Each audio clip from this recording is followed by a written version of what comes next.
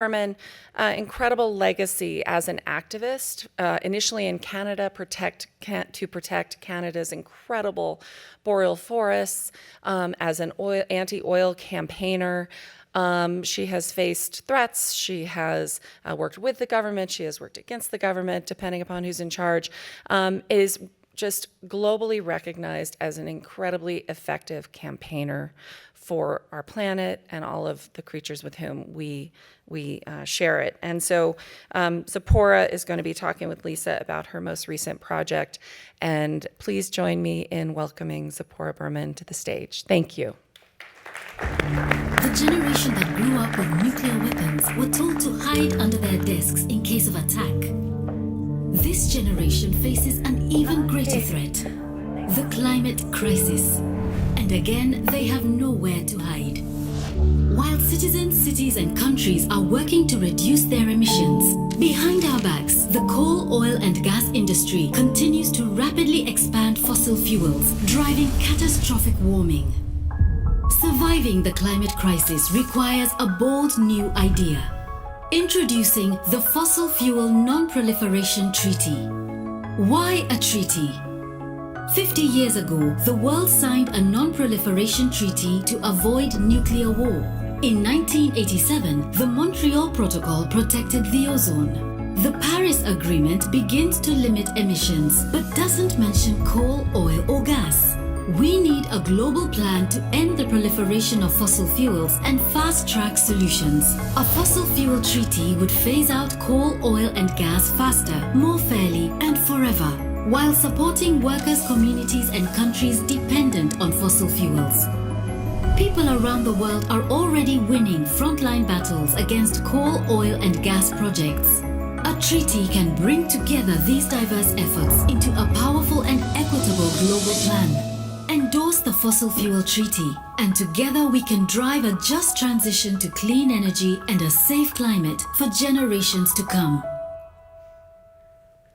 That's beautiful. Thank you so much. I'm really honored to have you here today. Thank you. That's great. Let's dive in first to the Fossil Fuel Non-Proliferation Treaty itself. We can just call it Fossil Fuel Treaty. It's much easier. Does everybody trip over? A lot of, I think opponents describe it as turning off the lights, turning fossil fuels off right now. That's not what this is. Explain what you're asking countries to agree to.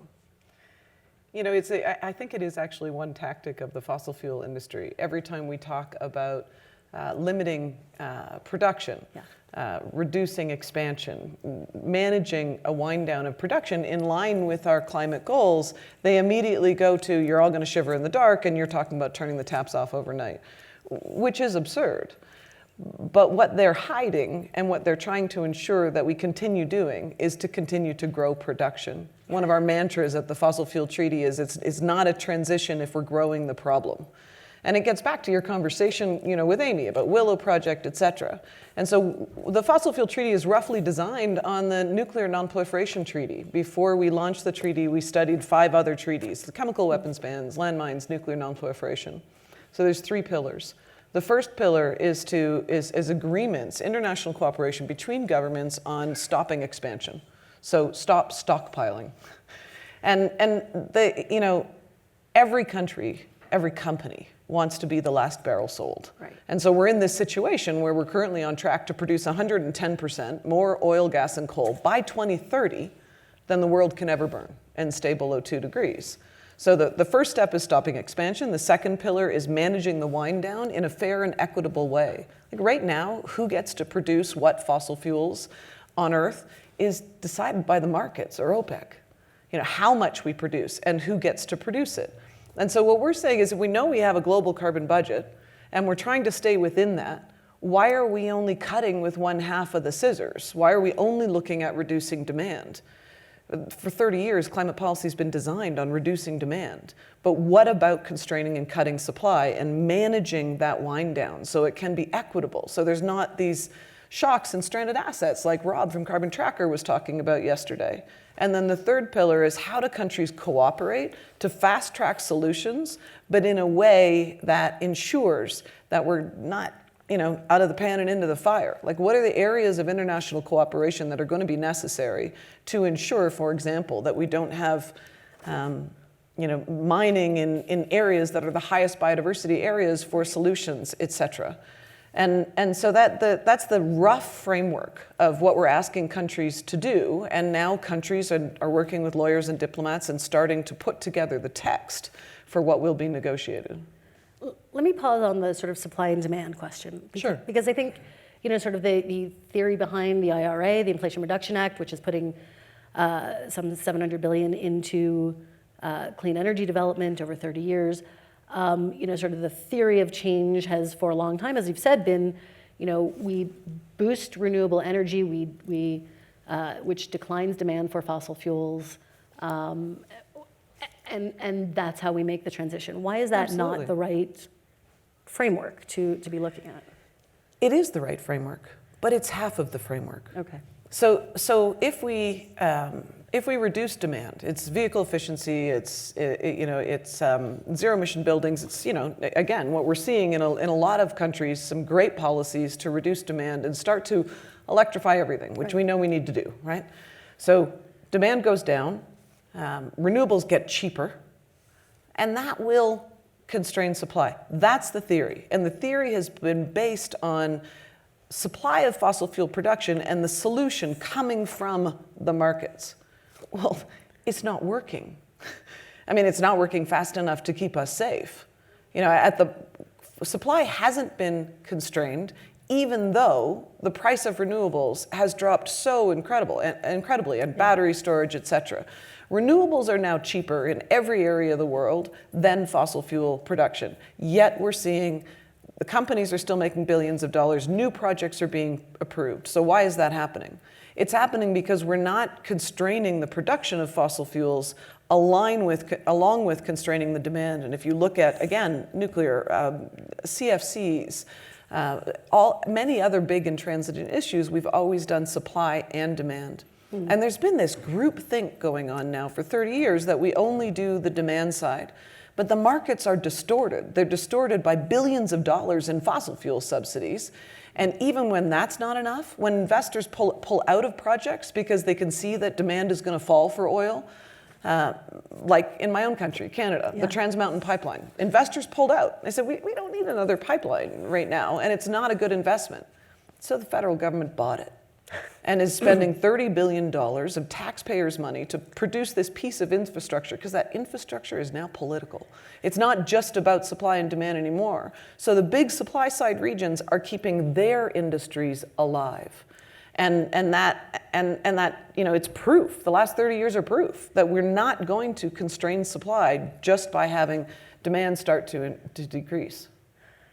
You have 6 countries that have signed on to the treaty, all small island nations, enormous moral and clout, but very little economic or political clout. Why? What are the conversations that you're having with the United States? Does the Biden administration even want to have this conversation with you about a fossil fuel treaty? Certainly groups on the ground are talking to the Biden administration about the hypocrisy of claiming to be climate leaders and then approving more oil, gas, and coal. What we need to understand is that in the last 5 years, the science has entirely shifted on fossil fuel production and expansion. And when I started this work probably well over a decade ago, there were some scientists saying we need to keep it in the ground. Even Mark Carney said it at one point, you'll probably remember. But the IEA, the IPCC, a lot of these reports were not yet saying no new projects. Now they are.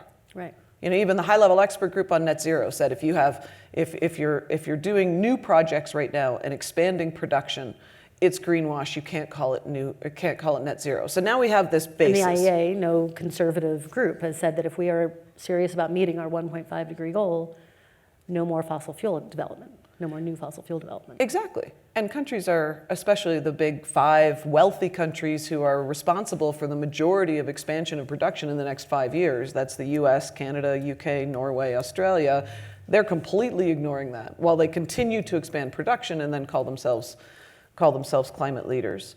So we decided to focus our work initially in the Global South because we need any new treaty that's going to emerge has to emerge with equity and fairness at its core.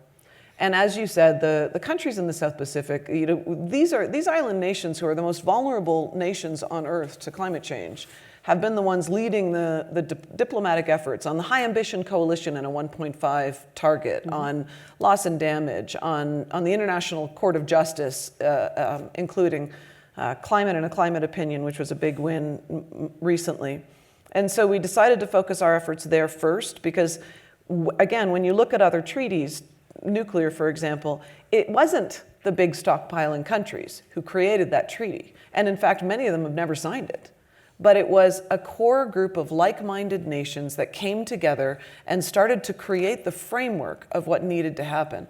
In the process of creating that framework, they shifted the social norm on stockpiling nuclear weapons. And that's really important. So I grew up, stockpiling nuclear weapons was what kept us safe. And the process of that nuclear campaign, it shifted to a global recognition that stockpiling nuclear weapons is now what threatens us. That we already have enough to blow up the planet 6 times over, and we need to constrain the stockpiling. These are weapons of mass destruction.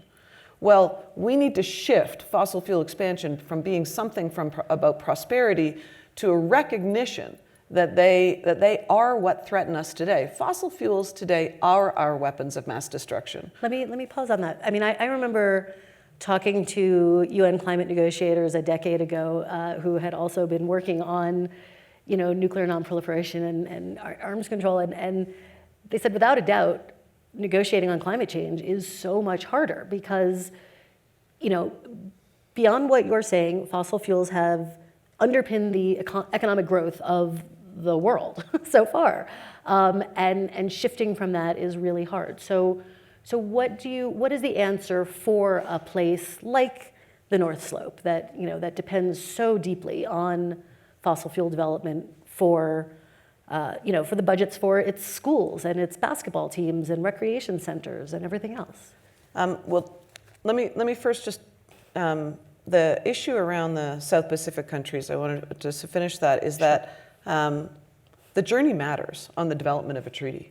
And what we know is that those countries starting the bilateral and multilateral conversation creates a cooperative framework because the US and other major producers, their biggest issue is competitiveness. They don't want to get in until other people are in. So we don't have a cooperative framework on how to manage production. So that's what they're creating. So small groups bound together could be mighty.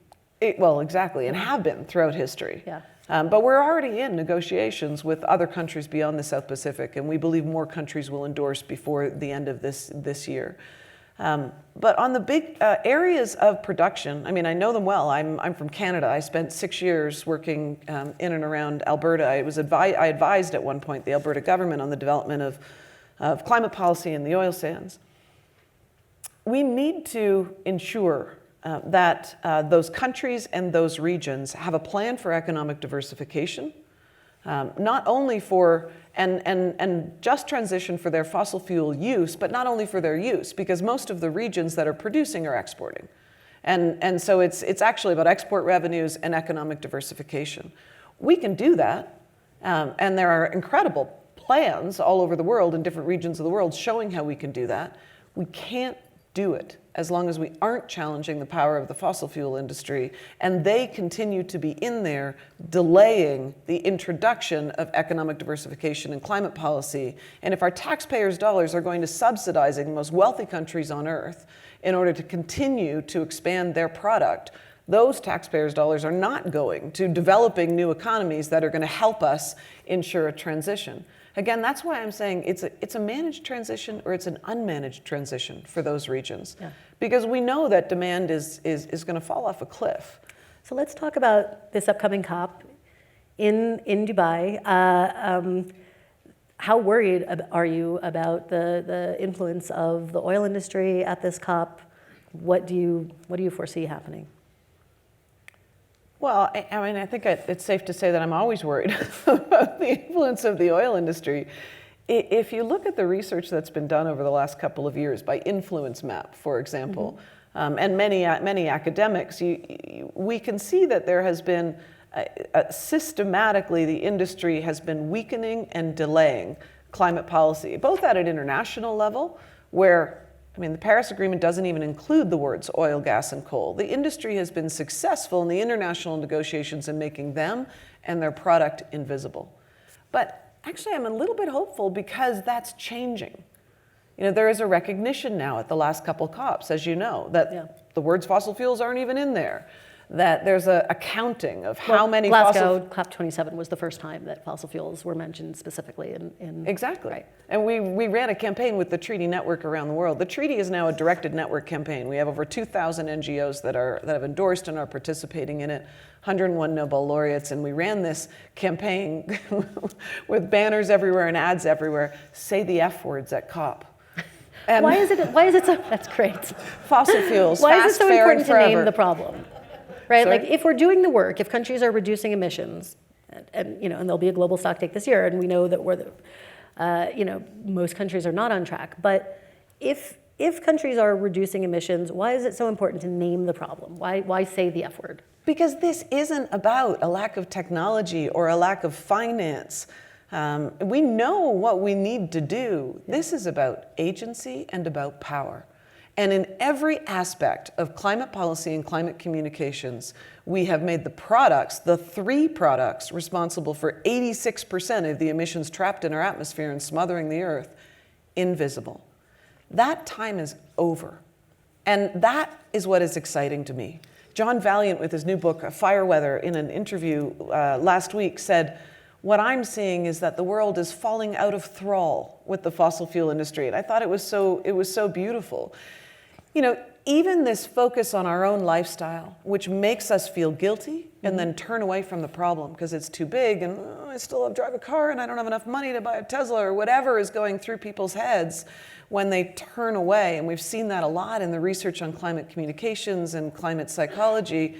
That concept of a personal carbon footprint was made popular and mainstreamed by BP.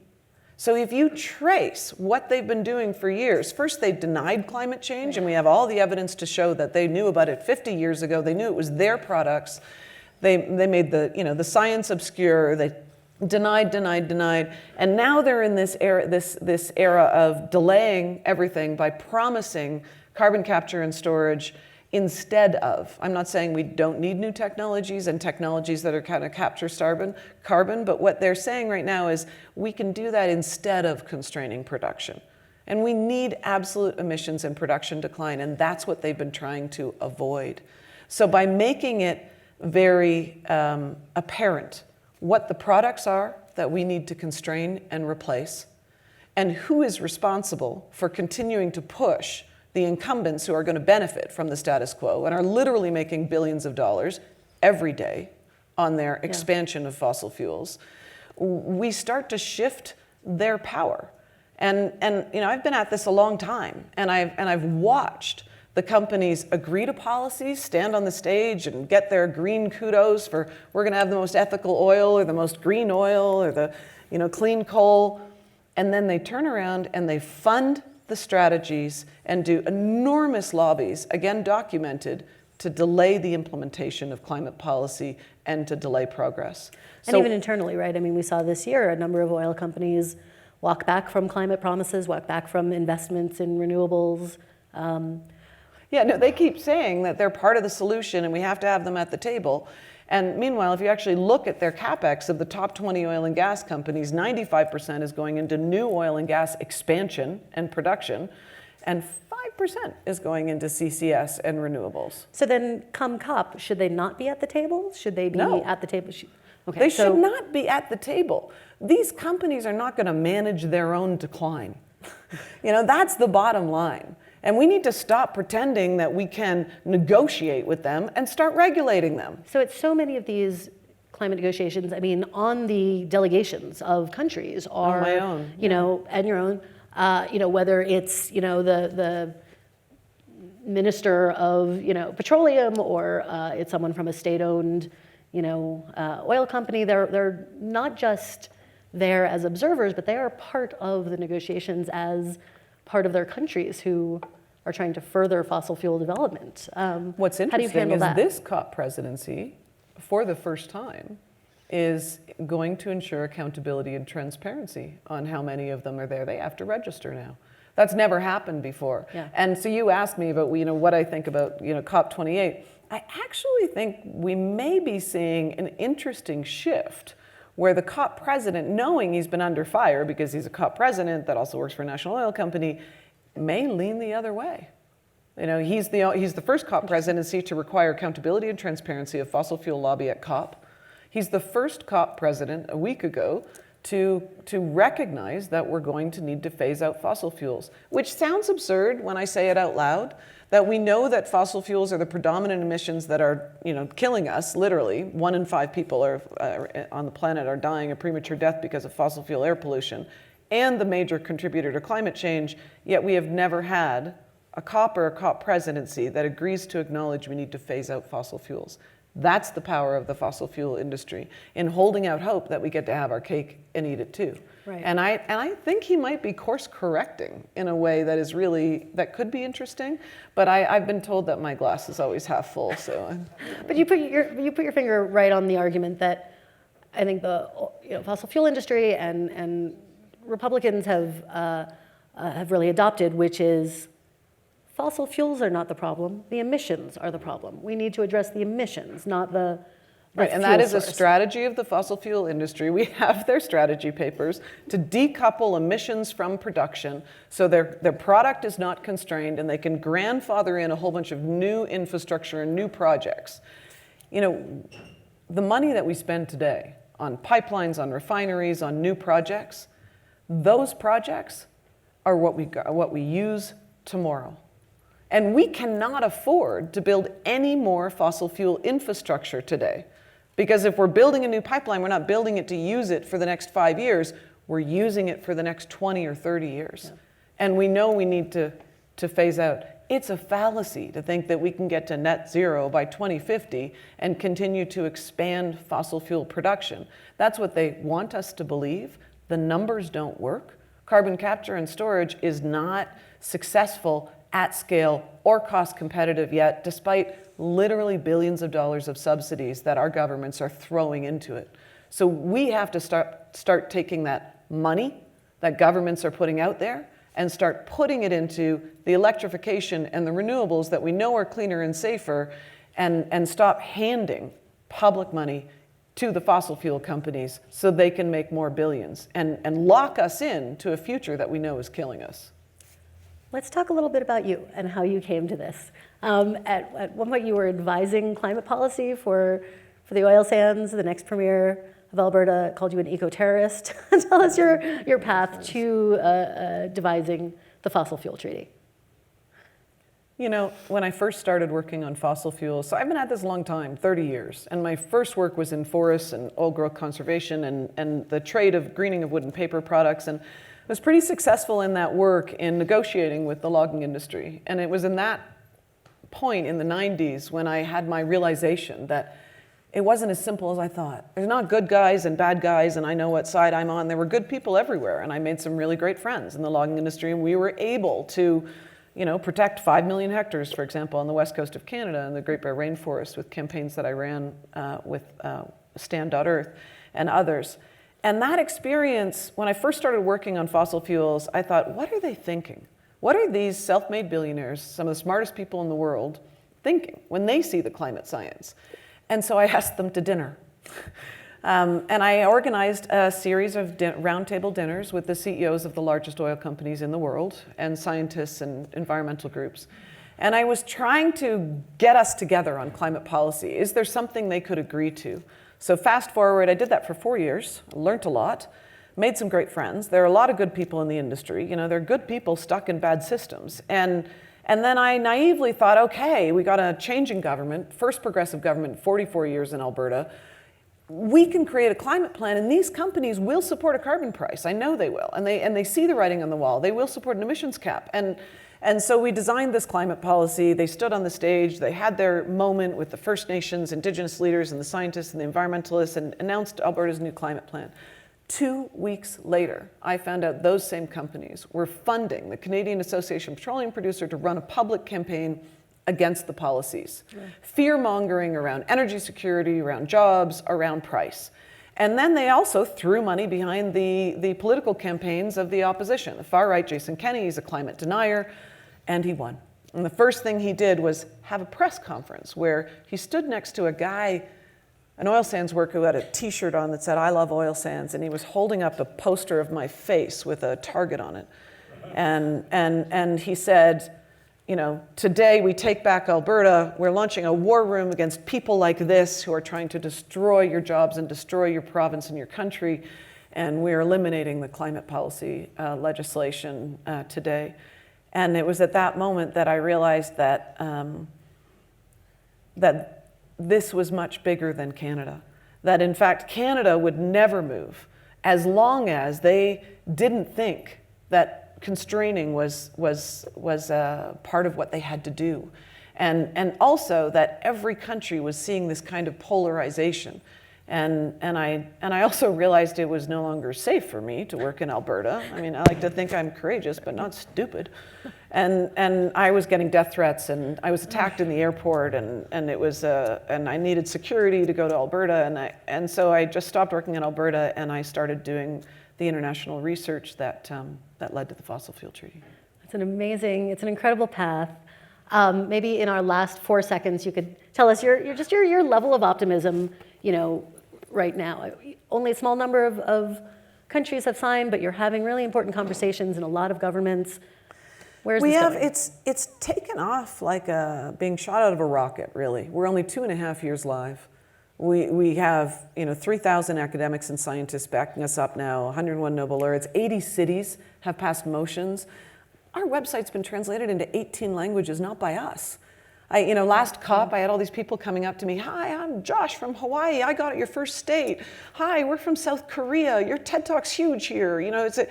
We talk about building movements in order to build power, but this idea that we have to stop growing the problem, proposing a new idea that is bold and commensurate with the scale of the problem that we have, that is simple enough, let's stop stockpiling, is catching on now. And I'm excited by that. I feel like we're finally having the right conversation, and we might just have found one of the missing pieces. Thank you so much. Please give a warm round of applause for Sephora Berman. Thank you so much. Thank you, Janet. Thank you so much, both of you. I'm so grateful to have both of you as allies and friends in this work. You are incredible. Thank you. Thank you, Zipporah. Wow. Another amazing conversation and courageous work. And I think we're friends because we're both glass half full people. But she is just the bravest person I know. So next we have a fireside chat, Resilience from Vision to Action, hosted by the chief climate correspondent from CNN, Bill Weir. Bill has been at CNN for 10 years, and he spent a decade before that at ABC. And he was always a generalist, a reporter journalist. As a generalist, fought having a specific beat, but when they created the chief climate correspondent position at CNN, he grabbed it because every story is going to be a climate story, so he can work across all the issues. And look out for a really exciting piece by him coming out later this summer on the role of whales in restoring our climate and planetary health. And hosted by Bill, is Kathy Baughman-McLeod, who we heard from earlier this week, who is the director of the Adrienne Irish Rockefeller Foundation Resilience Center. And before this role, she was the head of climate risk at Bank of America, and before that was the head of resilience at the Nature Conservancy, and a longtime leader in this work on climate. So please join me in welcoming Bill and Kathy to the stage. Thank you. Thank you. Good morning, everybody. Good to see you again. Happy Friday. Great to meet you, Kathy. Nice to meet you too. We have been chatting away backstage. You have such interesting takes on what's happening in the world and what your foundation is doing now. But let's start with that. You're about adaptation immediately for the people right now who are seeing climate change actually blister their hands. Tell us about that. Well, some of the folks who are here were in earlier conversations that heard about women, and it's not just women in India, it's women working in the informal sector in really hot places and deeply in poverty are experiencing extreme heat and climate extremes physically and with blisters on their hands. And you can think of it as they're literally bearing the burden of climate change in their hands when they have contributed nothing to the effects of climate change and are it's just not fair. I mean, that's easily seen. Yeah. Yeah. And you've set up a program of insurance, basically. Yes. Yeah. How does it work? So the idea is that it's too hot to work, and that heat affects the health of women. It affects the health of everybody, but it's disproportionately burdening women physiologically, culturally, the clothes that we wear, the responsibilities we have culturally. And so when it's so hot that their bodies break down, we are providing an insurance that goes directly to their bank account. And this next round of the insurance will be a forecast-based product. That means they get paid before the heat wave comes. And so that means they can make decisions about, I'm going to change my schedule for the day, I'm going to do something different with my meals or with my kids. And so it lets them have more choice, and it saves their health, and that protects their income, and that is the most important thing to them. The foresight piece of this is so intriguing to me, because right now we live in a very reactionary disaster response mindset. Yeah. Where a lot of people have to die before anybody wakes up and takes action. I think COVID was a primer on that. Yeah. And the societies that care for each other the most are the ones that get through pandemics or these unnatural disasters. How does that piece fit in? Because I was just reading some intriguing stuff about the idea that AI, when it comes to climate, especially forecasting, could be hugely powerful to give us a heads up. Yeah. But this is a switch sociologically, psychologically, so talk us through that. Well, what's interesting about this particular group, they are the Self-Employed Women's Association, and there are 2.6 million women in this group. And there are other, SEWA is the acronym, SEWA. SEWA-like organizations exist all over the Global South. And they're networked with grassroots leaders who came up through doing some of the trades that make up the trade union. And their connectivity and their support for each other makes this group of women incredibly resilient. They are, the things that they are withstanding, I mean, a heat wave on top of a cyclone, this was just last week, and still providing all of the things that the family needs, and oftentimes they're the primary breadwinners. Their social cohesion, their network of support that they have, it's a mutual insurance company even. They've got access to credit and childcare and healthcare. But as I told you backstage, the number one thing pushing them back into poverty is climate impacts, heat and flood. Right. Yeah. Right. So part of your initiatives too, though, is awareness, and so naming heat waves. Yeah. The way we name hurricanes. Yeah. This is taking off, this idea? Yeah, so this is exciting. Today is the day that the world's second heat wave has been officially named in Seville, and Yago, Y-A-G-O, you'll soon read about this. Yago came to be in the middle of the night while we were sleeping. It seems there's some cognitive dissonance, and I'm smiling about it because the reason we're naming it is because it's so incredibly deadly, and that means an up to a 30% increase in all-cause mortality for Seville. And so there's nothing fun about it, but what makes me smile is that we now have evidence that naming a heat wave, we named heat wave Zoe last year in Seville, it had immense power, and it got people to change their behavior, call their neighbors, and take the advice of the government more than they would have if it didn't have a name. And so now we're adding to the evidence base that says this works. This invisible silent threat can have a brand, and when you give it a name, it gets a persona, and you use all the PR tools that we have, and people say, hey, this thing's serious. I'm going to change what I'm doing today. The big heat dome in the Pacific Northwest. Yeah. In fact, interesting, the county, or I think around Seattle, just filed a lawsuit. They're suing the big oil companies and the American Petroleum Institute, so that's a new climate attribution chapter to the legal aspect of this. New twist. But that was pretty well predicted. Yeah. But the word just didn't get out in a way that could save 1,500 lives. Yes, and what is, we also talked about this. I mean, our predictive capabilities have never been better. Our ability to model the climate impacts is incredibly sophisticated, but yet a double negative, but yet, we still had those deaths. And so this is the thing about the human brain, is we're just so feeble. We see these big things. We're having the hardest time comprehending how big and how ubiquitous climate effects are. And yet we are so good at adapting. And in this case, with all of that predictive capability, we still had all of that death. And it's because the buildings aren't made for the temperatures, the clothes we wear in the Pacific Northwest aren't ready for 118 degrees, whatever the top temperature was. The way we live, the not air conditioned, even just the mindset. I lived and worked in Florida for more than 2 decades, and there's a culture of preparedness and preparation around hurricanes. I know exactly what a hurricane Category 3, I know what to do. I know what kind of preparation. I know that people are going to stay home from work. I know that there's going to be evacuation orders. And so we need the same kind of preparation and cultural shift on extreme heat and other hazards too, but for us that's the silent deadly one that needs the most attention.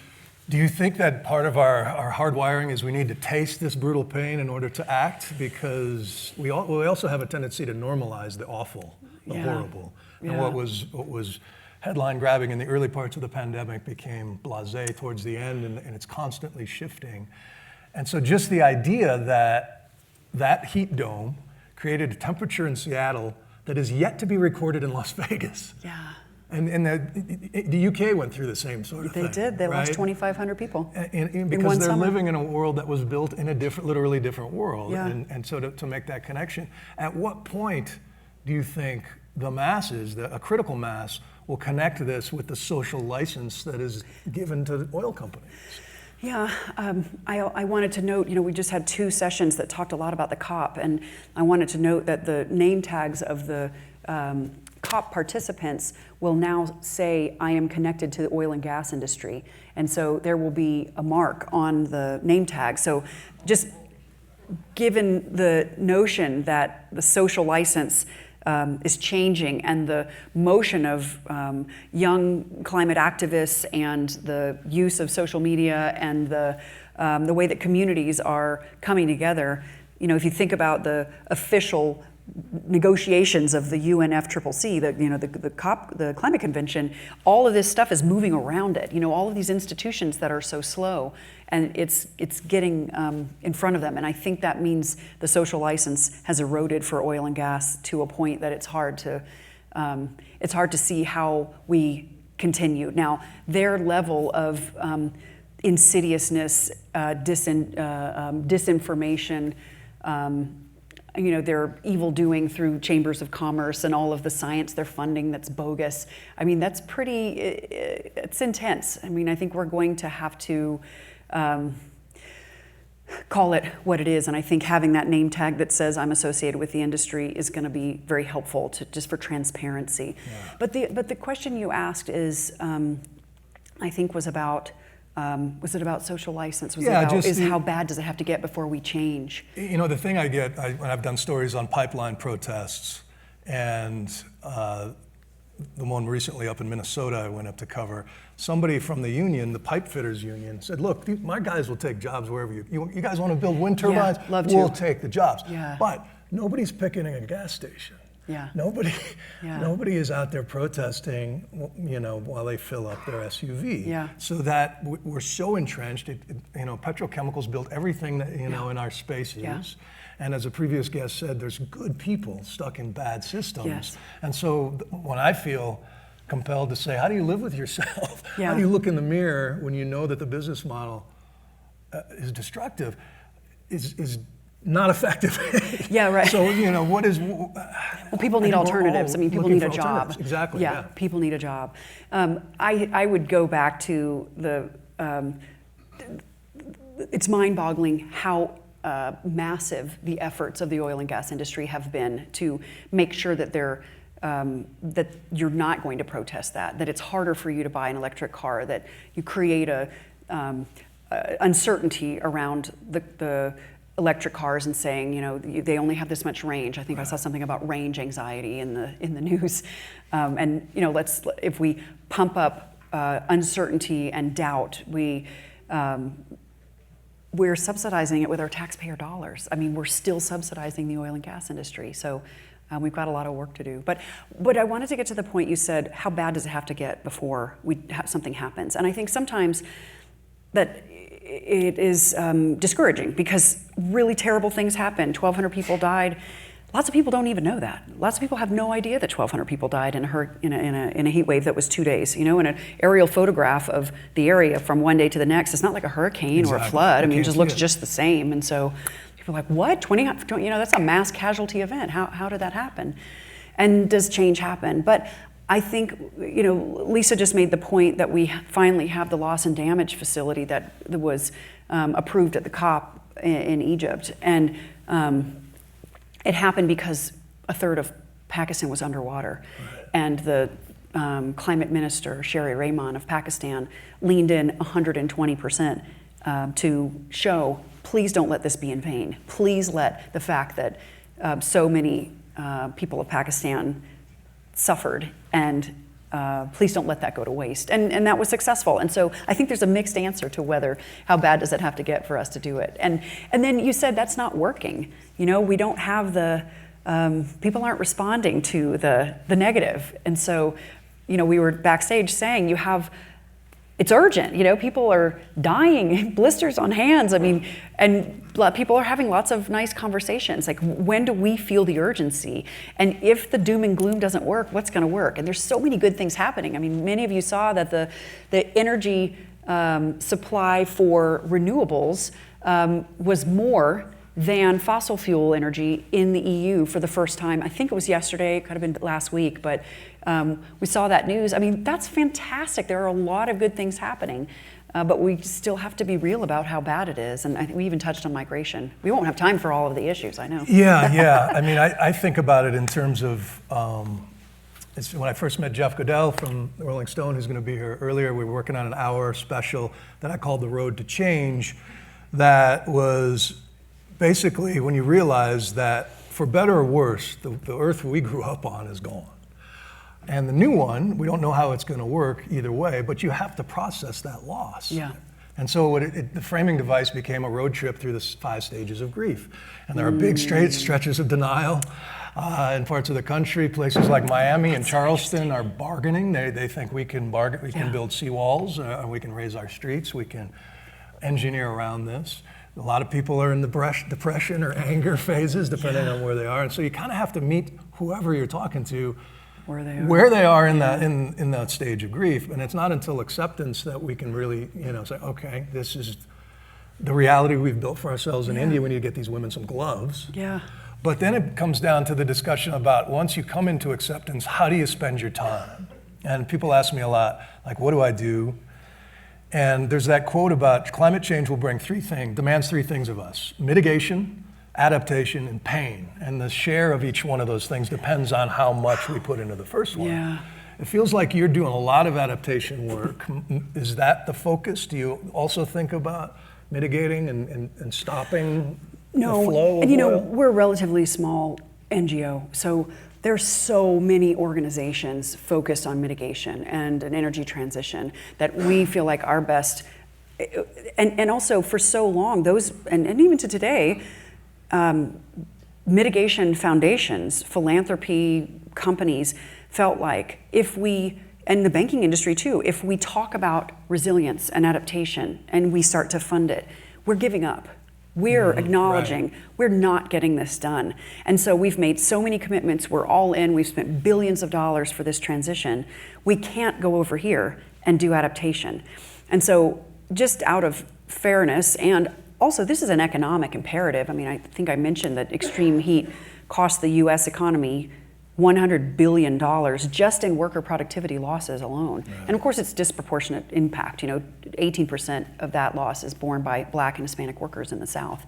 And so it's an economic piece. You know, we had $10 billion in losses of the worker productivity in Miami-Dade County, and the budget for the entire year for Miami-Dade County is $10 billion. So their entire budget is evaporating for something that they can't see.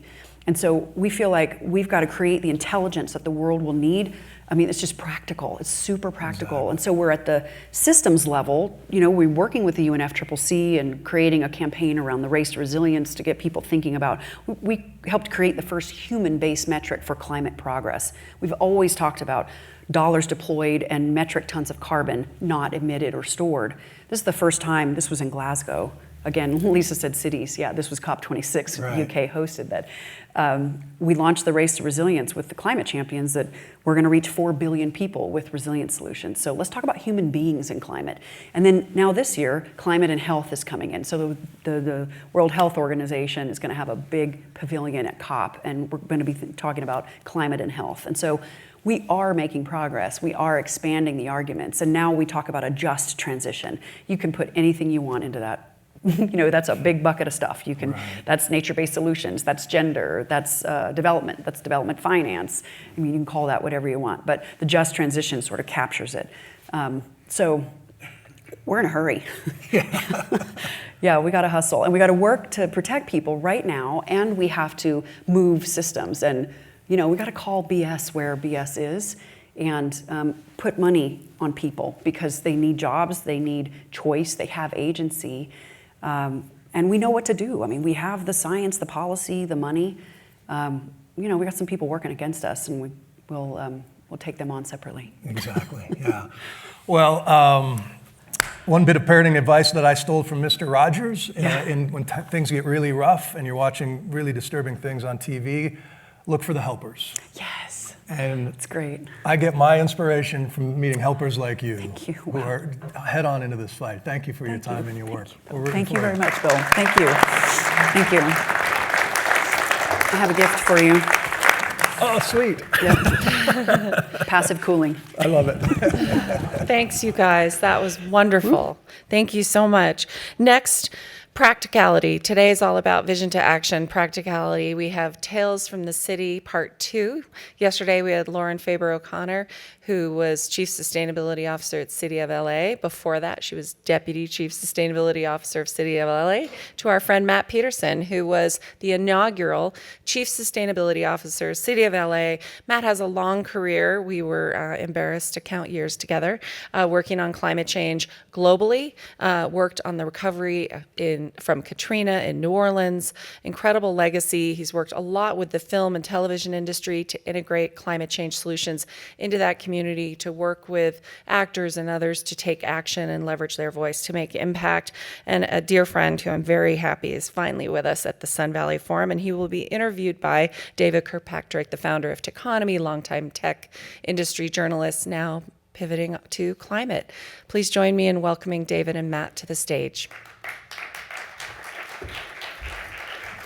Thank you, Amy.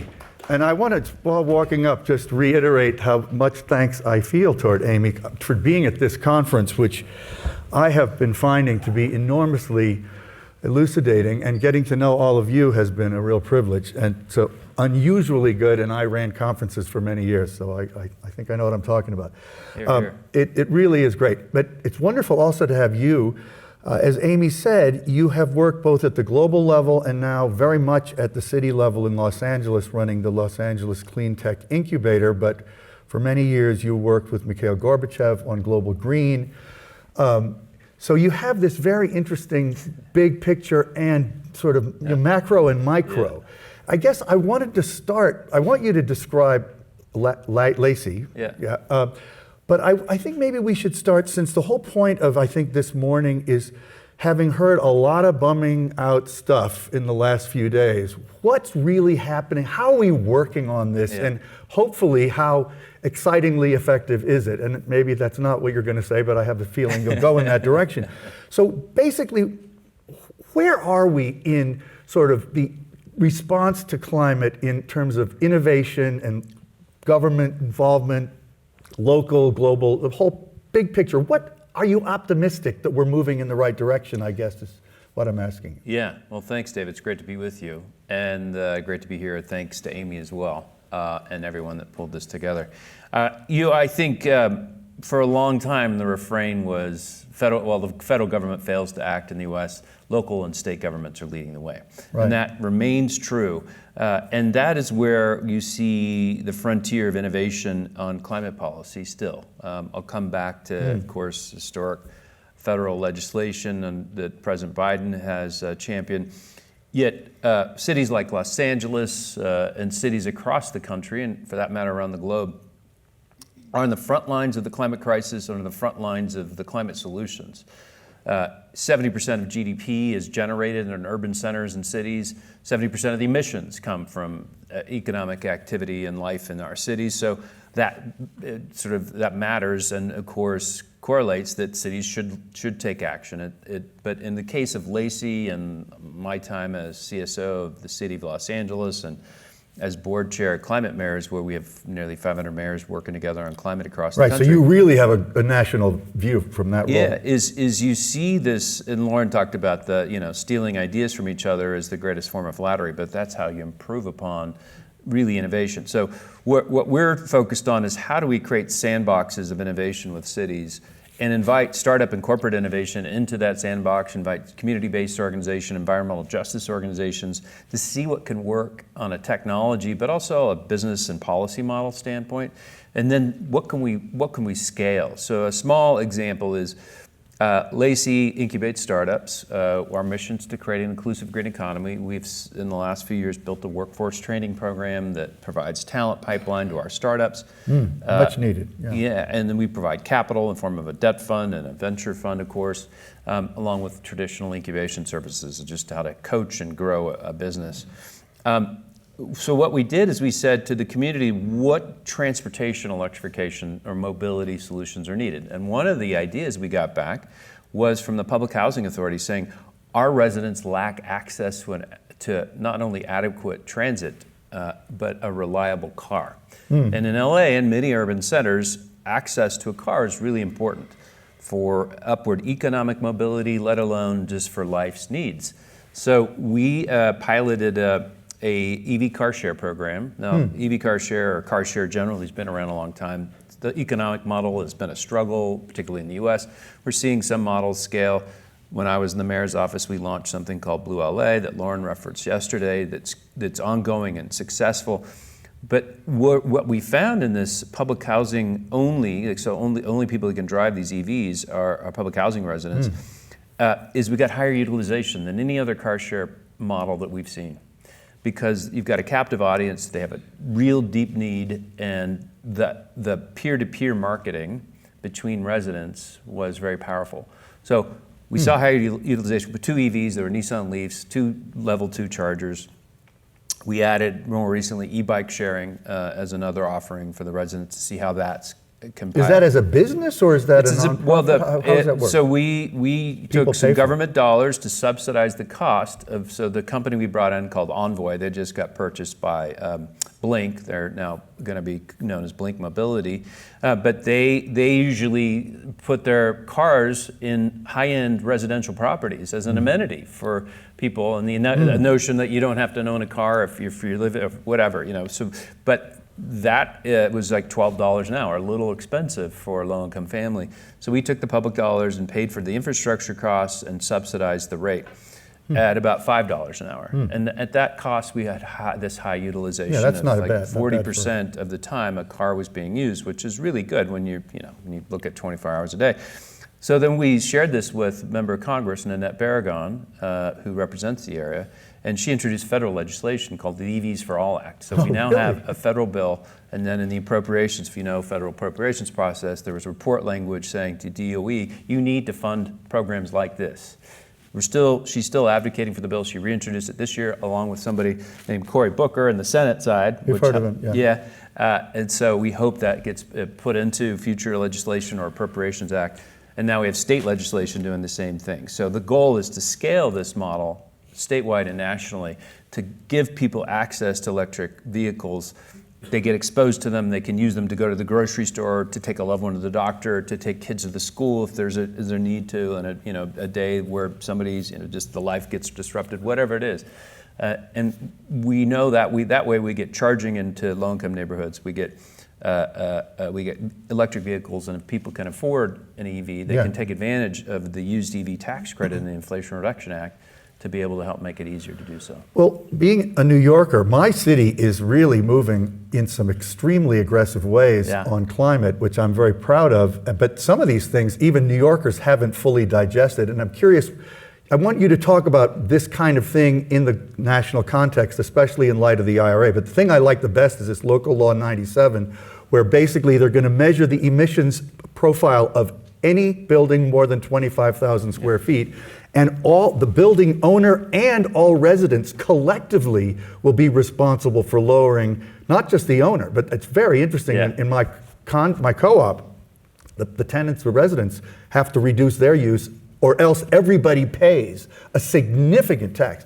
Is that kind of thing, I mean, of course, living in New York is also environmentally responsible in the first place because we have a very low footprint. But that kind of thing, do you like that? Is that a good model? Or is New York doing the right thing? And talk about the IRA in your answer somehow. Yeah, I mean, I think I like the shared responsibility. I think in just sharing I was meeting with a deputy mayor of the city of New York and the chief climate officer and some other staff there recently. And just as an example, so I think it's great. I don't know if that could work in LA, where New York has put a congestion pricing scheme in to lower Manhattan or to part of Manhattan. I guess it's 30, I can't remember the borders, but it's part of Manhattan. We haven't started it yet. We don't want to start a lot of controversy, but you've been able to get in place. We're going to do that. In LA, it would be seen as like, what do you say I have to pay to drive? Are you kidding me? I'm already This is my God-given right to get behind the wheel of an internal combustion engine and sit by myself in the car for hours at a time. Don't make me pay for that, right? And so I think there's a little bit of difference. And one specific example is we created a zero emissions delivery zone with the explosion of e-commerce and all the last mile delivery of goods to our home, which I'm guilty of as well. Is how do we get those vehicles to be zero emissions, particularly in higher density places like Manhattan or downtown Santa Monica or downtown Los Angeles. So we created a zero emissions zone with the city of Santa Monica, 1 square mile zone that we put, the city put 11 curb spaces dedicated to zero emission vehicles only. And we then put an EV truck share, a couple of shared electric vans that Nissan provided to us, and some charging. We tried to create different, tools and levers and see what worked and what didn't. Irby brought in their e-cargo bikes. We then gave access to light poles. The city gave access to light poles for automotives to put in cameras. But the problem was that they never got to enforcement, because the best way to do it would be with the cameras, using automated license plate readers. Now, California's politics on privacy is such that a lot of cities are reluctant to do that. So we've been writing legal memos and saying this is different than complicated. But in New York, they were like, we don't have a problem with that. We've been reading license plates ever since 9/11, basically. Yeah, exactly. So it was just interesting, the difference in the cultural aspect politically and in terms of how that translates into policy. So it's a long way of saying, I think that's great. We have mandates for existing building energy efficiency in California that I played a role in getting passed many years ago, as well at the local level. But the enforcement is a lot harder, but having that shared responsibility, I think, is fantastic. Yeah, but you're really good at navigating the complexities of actually implementing things. So I want to get your perspective on the IRA and how much of a landscape altering thing you see it to be, and whether we need more. I mean, what's your general perspective? Well, it's a game changer. We've all been begging and pushing and cajoling and advocating and moving the needle at every level to try to get federal action. So many of us, and it finally happened. The bipartisan infrastructure law, and then most importantly, the Inflation Reduction Act, as well to a great extent, CHIPS and Science Act.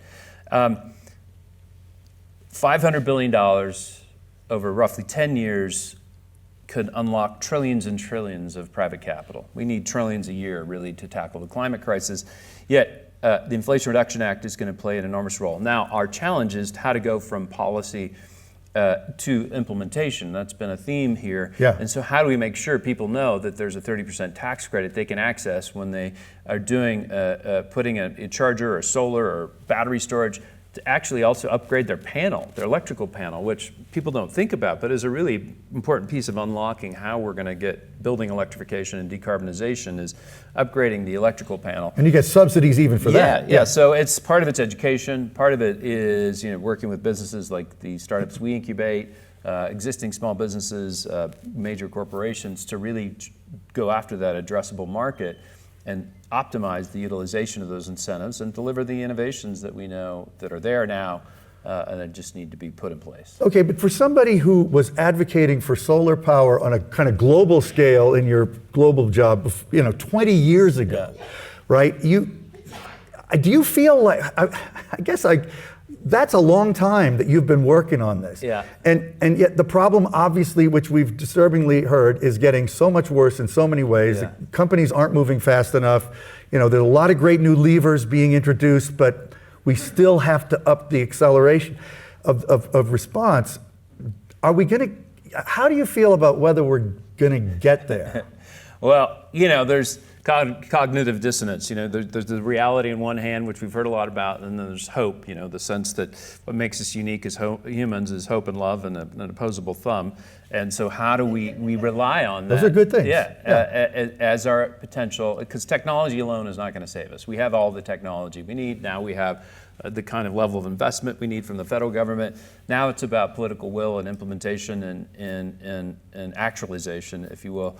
So we need to get about the business. So 20 years ago, we were pushing for a global solar fund at the World Summit on Sustainable Development in Johannesburg. People thought, you're crazy, $50 billion? Well, that was the level of magnitude we needed. And then we did a report card grading governments around the world on how they were doing. And now we see that level of investment. Now, China investing in the manufacturing of solar was disruptive, but the incentives in Germany and Spain and California, of course, really on the demand side were huge and created now solar markets. And when people used to say, why are you picking winners and losers? Well, solar was the only technology that could scale. Now it is there. It's sort of just seen as, a good homeowner or a good building owner competence. It's not even about climate action or some additional consideration. How do we get to the cost same savings? Yeah. How do we get to the same thing with heat pumps? How do we get the same thing with battery storage? How do we get the same thing with EV charging? How do we get the same thing with EVs? I think that's beginning to happen. It's beginning to happen. Good. Okay. Well, Matt's going to stay up here with me. We're going to get 3 more people join us in a second. So, Matt, thank you. Thank you, David. And you will continue here. Yeah. Okay. Could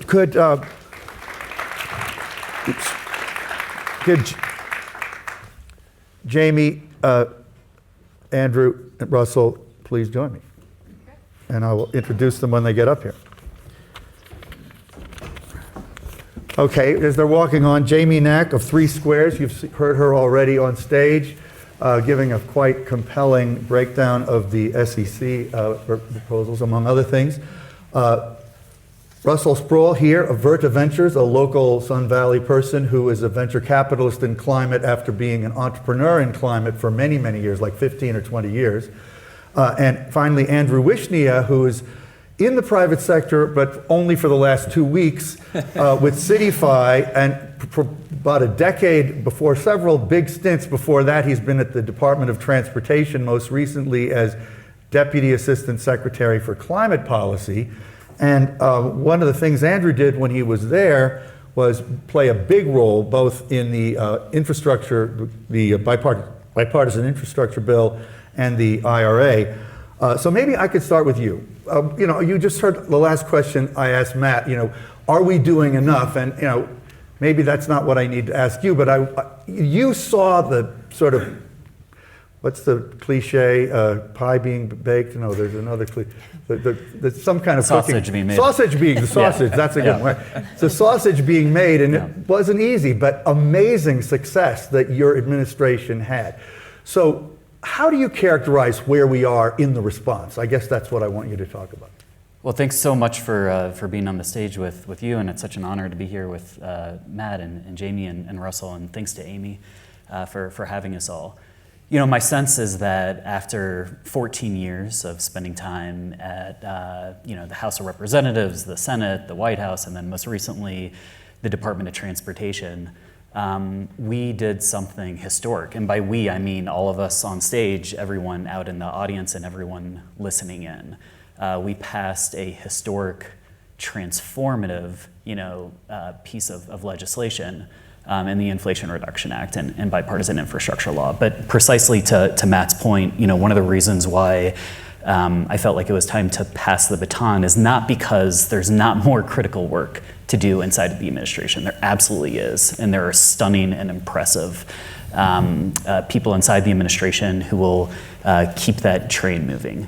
But the opportunity now on the outside in the private sector to work with philanthropy, VCs, the public sector, the private sector, to be able to connect the dots and help leverage the bipartisan infrastructure law and the Inflation Reduction Act to the highest and best use is critically important. And I think, a continuing thread that you've heard on the stage over the course of the past several days.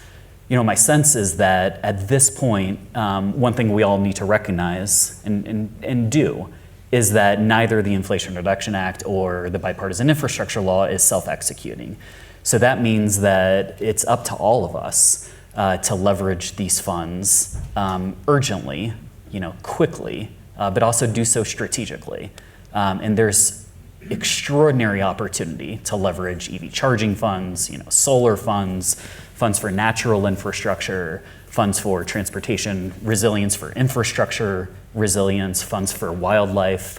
The definition of infrastructure, I think, is moving beneath our feet with the passage of this law and with the implementation. And so I think we need to be thinking creatively.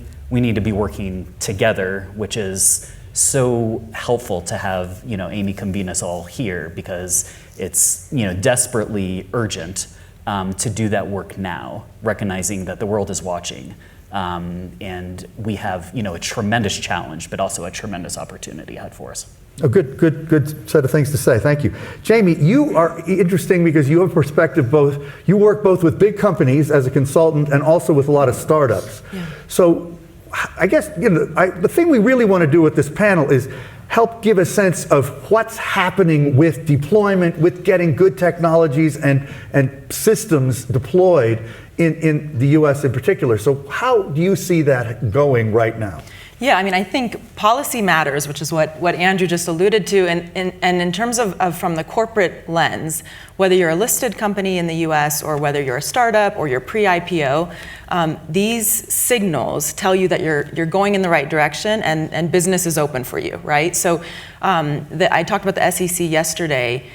All of the listed companies that we work with are preparing for that regulation, and it's elevated this to the board level, to the management level, and raised an awareness around, do we need to allocate more funds to these areas, right? From the startups or even the pre-IPO folks, they're not only seeing that investors have increased interest and activity, and I know Russell can speak a little bit to that, but I think when they see that the government is willing to put some skin in the game and that we're going to unlock some government funds, I think private investors are also stepping up, and we've been seeing more activity and more investment. Really good. Well, Russell, you recently started this VC fund. You've already invested in 5 companies. I'm sure you're talking to a lot more. There was a lot of enthusiasm for climate tech investing, and then when interest rates started going up, the whole VC landscape started shifting. But characterize what you're seeing in the innovation front and deployment, and what you're most excited about right now or worried about. Yeah, absolutely. I think as you mentioned, there were a ton of funds raised, climate tech funds, over the past few years. That has slowed down for obvious reasons, but the amount of capital, the billions of dollars in capital that's out there, dry powder, to invest in early stage, mid stage, late stage companies is still immense, and I think will continue to grow, albeit a little slower than it was growing 18 months ago when money was free. The area that I'm most excited about, and we talk about kind of urgency of accessing these funds and deploying these technologies, is in the EV space. There's a lot of innovation going on with how do you make this experience better for the customer, and I'll give you a couple examples. No one's going to force you to buy an EV. These policies and these tax credits aren't forcing anyone to buy an EV. They're just bribing you. Slightly bribing you, but you want to make that experience really, really, really easy and simple. So one example is if you go to a car dealer today and you buy an EV, you want charging at your house. The car dealer's not going to do that. Maybe he'll tell you to call a local electrician. But one of the companies that I'm excited about is a company called Treehouse, and what they're doing is they are partnering with the car dealers. They're giving instant quotes on that charging, the cost of that charging, and then within a day or two, they're going and installing it. You don't have to call a local electrician. You don't have to worry about it. It's just going to be there, cheap, easy, fast, and integrated with the car buying process. And so it seems like a very little thing, but if you can make that part of the process simple and painless, that's gonna start the flywheel going with getting more EVs out there. And another example is a used EV marketplace, and how do you price these EVs? The mileage of a car is really important for an internal combustion engine, but it's really the battery health for an EV that's really important as to how you should price that. Completely different. That's not on the dashboard of a car. You actually have to go test the battery health. And so figuring out how to price that, coming up with new innovations and business models to do that, to make that easier, and just to make the process smoother so we can make it easier for customers, for dealers, and get these EVs out there as fast as possible. Really good, and I'm glad you shifted us toward EVs, because I wanted to bring that up anyway. I think all of you probably have thoughts on that, but Andrew, you worked very hard on getting a lot of these provisions in place, and Matt, you in LA are thinking about how to electrify things in all kinds of new ways. So, and we have this very interesting recent news of GM, Ford, and probably Hyundai converging around the Tesla charging standard. So I guess anybody jump in, maybe Matt or Andrea can go back to telling how it happened, but do you think we are sort of getting to an inflection point on EV deployment and infrastructure deployment, and how do you see that landscape evolving right now? Well, in 2018, my organization, LACY, launched something called the Transportation Electrification Partnership that set ambitious targets to achieve by the Olympics that are coming to Los Angeles in 2028. One of the targets we set was 80% of the cars that were going to be sold across our county would be electric by 2028, Wow. which would get to, based on our modeling, 30% of the cars on the road to be electric by 2028. People thought we were insane. What's the percentage now roughly in LA, would you guess? At the time, it was probably 5% of cars sold, maybe 3% statewide. Okay. Now, in California, we just eclipsed 20% of all cars sold are electric. Wow. In LA County, I think the number is a little higher. But because we were so audacious, people sort of would be able to point to it. But the reason why it mattered is we had the mayor, we had the county, we had automakers at the table, we had the State Air Resources Board. And then we saw a few things happen, which Andrew was a part of. But the president said, I want 50% of all the cars sold to be electric by 2030. The governor did a statewide executive order saying banning of internal combustion engines by 2035. But the thing I want to touch on for just a minute is in LA, we have two ports, the ports of Los Angeles and Long Beach. 40% of the United States goods comes through those two ports and through the rest of the country. The diesel trucks and trains and the ships that move those goods are the greatest source of air pollution in Los Angeles. So that is the big challenge, is how do we electrify? I think we're making progress Like in the the light duty drayage, cars, the trucks that go back and Class forth, 8 right? trucks. Yeah. So we have hundreds of those trucks, electric trucks on the road now. We need thousands. We have 20,000 trucks registered at the ports of LA and Long Beach. And Andrew and I would spend a lot of time talking about this when he was in the administration, about the cranes and the equipment and the trucks and all these things. But that is also enormous. It's not as visible when you think about electrification and transportation. You think about the cars. But just wanted to put that on the Real table. quickly, since you are in touch through your mayor's group with people all over the country, and California is an outlier on this. In fact, 20% of EV sales or more for LA. That's got to be the national top right now. Are you seeing similar interest in these other cities where you're in touch with people? Well, you are seeing municipal fleets really begin to lead the way in a lot of cities, and you're seeing more. I mean, different markets are evolving at different paces. When Georgia had a state tax credit, they were selling a lot of EVs in Atlanta. But I think Andrew probably has some insights on how the movie. I wanted to go to Andrew because it's interesting that you guys were talking a lot when you were in government, and I would think that somebody like him has got to have been a big asset for you because he's so practiced at working out the minutia that actually makes stuff work. Yes. Right? And is that I mean, talk about that, maybe that process or anything else about this EV deployment, because you were one of the real champions and authors of that radical money shifting legislation. You know, just to stay in Matt's time machine, in 2018, just 5 years ago, Congress hadn't introduced a single discretionary grant program for electric vehicle charging infrastructure. Think about that. Right now we have $7.5 billion for charging infrastructure, not to mention charging infrastructure eligibility across the board for transit programs, for maritime programs, for airport electrification, across our modal administrations. But just 5 years ago, Congress introduced the very first piece of legislation, not even passed, introduced the very first piece of charging infrastructure legislation. So I know that there's so many challenges in front of us, but it's important to think about sort of where we started and where we are. And in just the period of 5 years, we've made so much progress. So to go back to your initial question, my sense is we're not necessarily at an inflection point when it comes to transportation electrification. I think we're already there. I think we're moving in that direction regardless. To me, the question is whether we're going to get there fast enough, whether we're going to get there equitably enough and get charging in underserved and overburdened areas, and whether we're going to supply these installations with American workers, and whether we're going to create good-paying American jobs. And I think those are the three priorities, in addition to all of the other administration priorities, that are really imbuing how we're installing electric vehicle charging infrastructure. We don't want to just install 500,000 chargers for the sake of installing them, but we want them to be good-paying jobs. We want them to be equitable. We don't want to widen the chasm between the haves and have-nots. We want to lessen that divide. As a journalist, one of the things that I sort of like to think about are sort of signature facts that help me understand a whole kind of chain of events. And one is that I can't ever stop thinking about now that I'm really trying to think about climate, is how that in the 2016 presidential election, when Hillary and Trump were debating 3 times, the word climate was never even mentioned.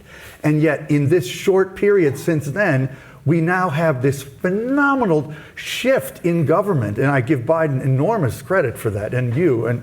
So another related piece of that is this whole industrial shift and industrial decarbonization.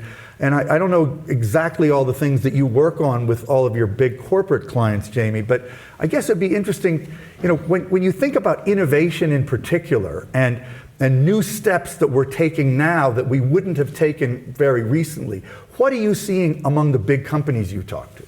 Yeah, I'll focus in on an industry perspective. So aviation. So we work with several airlines here in the U.S., Canada, and actually we helped a new airline launch in Australia. And one of the things that maybe you would have guessed after COVID, with the downturn of air travel and airlines were really suffering, maybe you would have thought that they would have tried to not focus on the climate issue or the decarbonization issue, because it represents a huge investment that needs to be made and a huge change of adoption of new technology, new thinking, sustainable aviation fuel, which has a huge price premium, et cetera.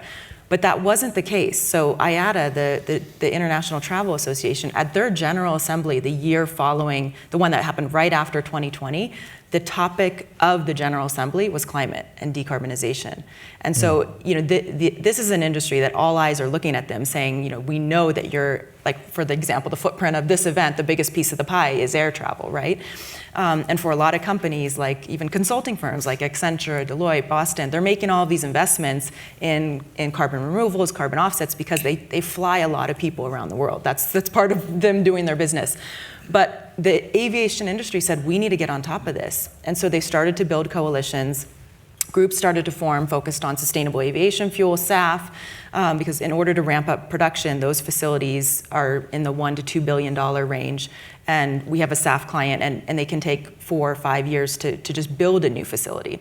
Sustainable aviation fuel. Sustainable aviation fuel. And the amount that we have today is what everyone in the industry refers to it as a thimble. So like a tiny cup of fuel, and everybody wants it because they want to say we're blending SAF, we're blending biofuels with Jet A fuel, and we're having a lower footprint, but it doesn't exist. We don't have production capability.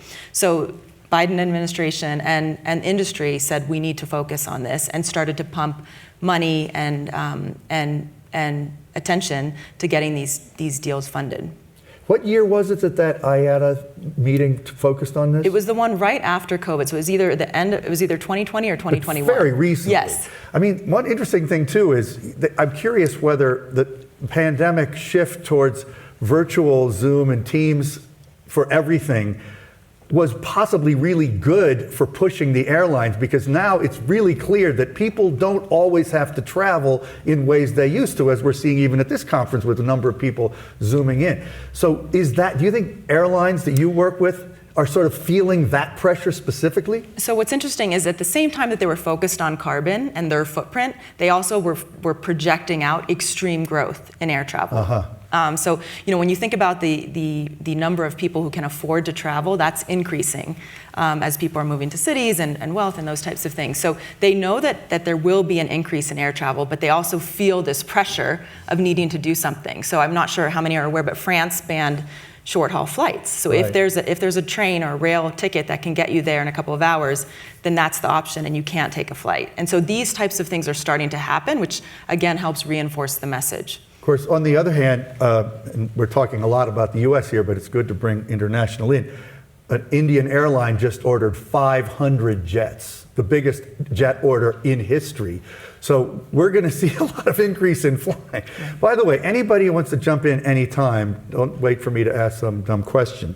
But I did want to ask Russell, your role as a active VC and also as a longtime entrepreneur in this space. I'm curious if you could talk a little bit about what you're seeing sort of on the horizon, some of the things that are exciting to you that are coming down the pike that maybe people here aren't familiar with? Yeah, I mean, obviously AI is a very popular buzzword these days, and just kind of generative AI is something that has come up huge in the past just couple quarters. I think what I'm excited about is how we leverage that in climate tech. Right. And I think we're just starting to scratch the surface with that. So whether that's how we optimize the control of energy storage leveraging AI, how we help site for EV charging or whatever it is. There's the underlying AI infrastructure that is being built and that has come out in recent months. I think can kind of supercharge a lot of that and make it way cheaper to do, which will help us deploy much faster. And so that's one of the things I'm most excited about, that I think we will see companies literally being built in the next couple months that are starting to digest all these AI tools and build business models around them. Yeah. And it's moving so fast, which if we can use it in the right way is really exciting for the climate challenge. Yeah, I want to come to you on this AI thing. But before I do, I'm a tech journalist, and this AI shift is obviously landscape altering for all of us, but especially for people like me. And now that I'm thinking about climate, I am realizing that software is going to be so critical for so many parts of the climate transition, way more than is generally discussed. And maybe I want to hear from you, Andrew, since you're nodding also. But one of the most cool things that has just been already discovered because of generative AI, which is really just one strand of a huge AI octopus, is that almost any software task can now be done 40 or 50% faster. Any software task.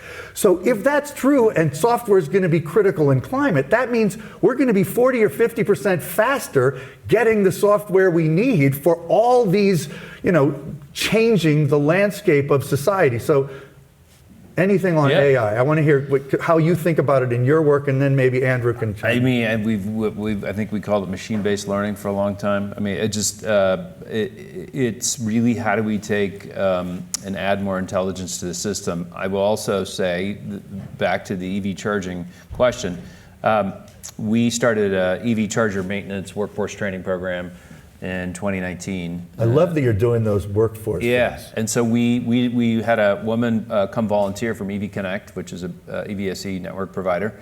And EVSE is electric vehicle service equipment, is that If I got that right.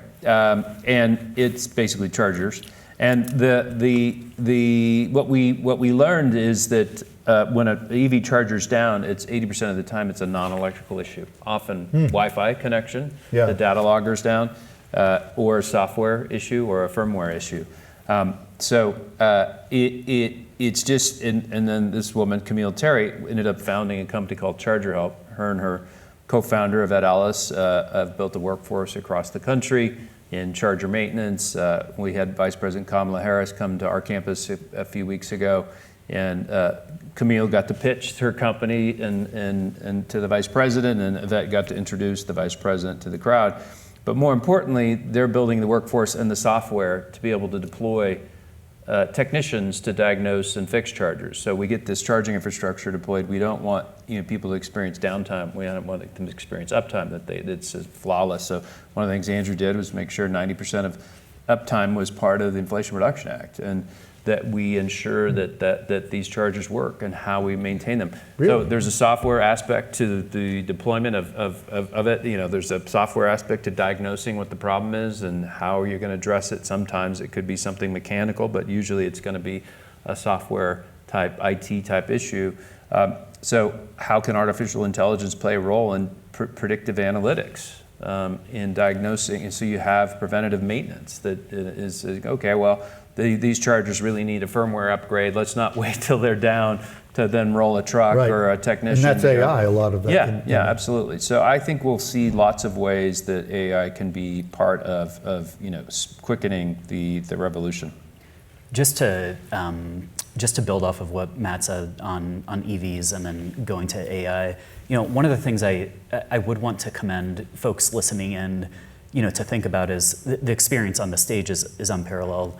Matt's experience is unparalleled, but there are so many stories out there that need to be told, and I think that the way that we talk about sort of the problem set is incredibly important. Since 2018. The state with the highest per capita installation of EV charging infrastructure is the state of Oklahoma. And my guess is that very few people would know that fact. Oil state. Yeah. But my sense is that in some cases, we need to have very candid conversations. And in some conversations, we need to meet people where they are. And whether it is, an oil-producing state like Oklahoma or an OEM center like the state of Alabama, which has Honda, Hyundai, Mercedes-Benz, major utilities, whether folks are coming from this climate change challenge from a jobs perspective or from an environment perspective, I think that there are occasions where we do need to meet people where they are. And that's a good pivot, I think, to this conversation about AI and digital construction more broadly. I think that this is a massive opportunity, just to zoom out. If we're talking about digital twinning, e-construction, there are so many opportunities to do. Do people know what digital twins are? Could I just quickly define those? Please, yeah. Digital twinning is when an industrial facility is basically replicated in software so that you can more or less test scenarios for almost anything that might happen, whether it's weather related or a supply chain issue, and anticipate it and therefore design the system better and also operate it much more efficiently. Sorry. And it so happens to be the case that it's not only good for climate, it's good for safety outcomes, it's good for equity outcomes. And so if we can look, for those instances for win-win-wins, it's hard to start to demagogue those kinds of solutions. Yeah. Well, since you mentioned Alabama, I wanted you to tell that story about Senator Shelby while you're at it.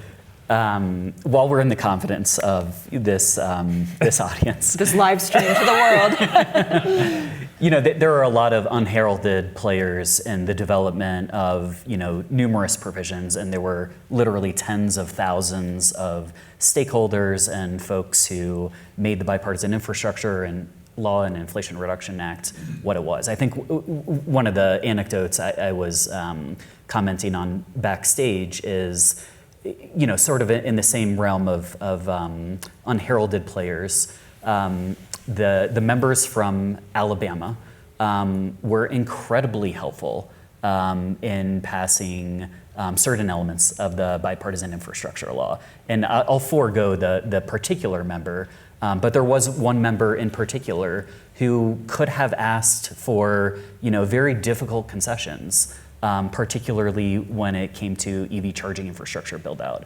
But because he saw all of the jobs that were possible coming online in the state of Alabama, he was a huge champion behind the scenes. Obviously, politically, sort of tactically and strategically, it didn't make sense for him to, co-sponsor EV legislation. But I think it's those kinds of areas where if we can look for opportunities where we can give people a little space, where we can give people something in exchange, my sense is that that's where we kind of want to put the thumb on the scale.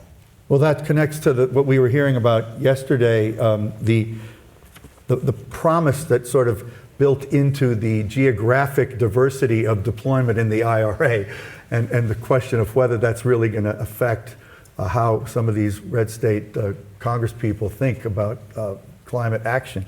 I would just, Jamie, you have a very broad set of things you think of. I'm just curious if there's anything that you're thinking about in terms of particularly how we're moving forward at more speed than before.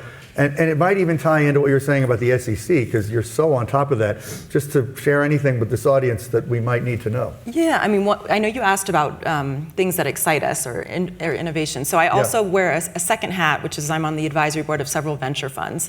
And one fund, Soundwaves, it's Ashton Kutcher and Guy O'Series fund, has made a number of investments in some interesting companies. One that I'll mention is focused on biomaterials. So Styrofoam is still around. Everything that you get that needs to be protected from shipping, like a coffee maker, a Whirlpool washing machine, is packed in styrofoam, right?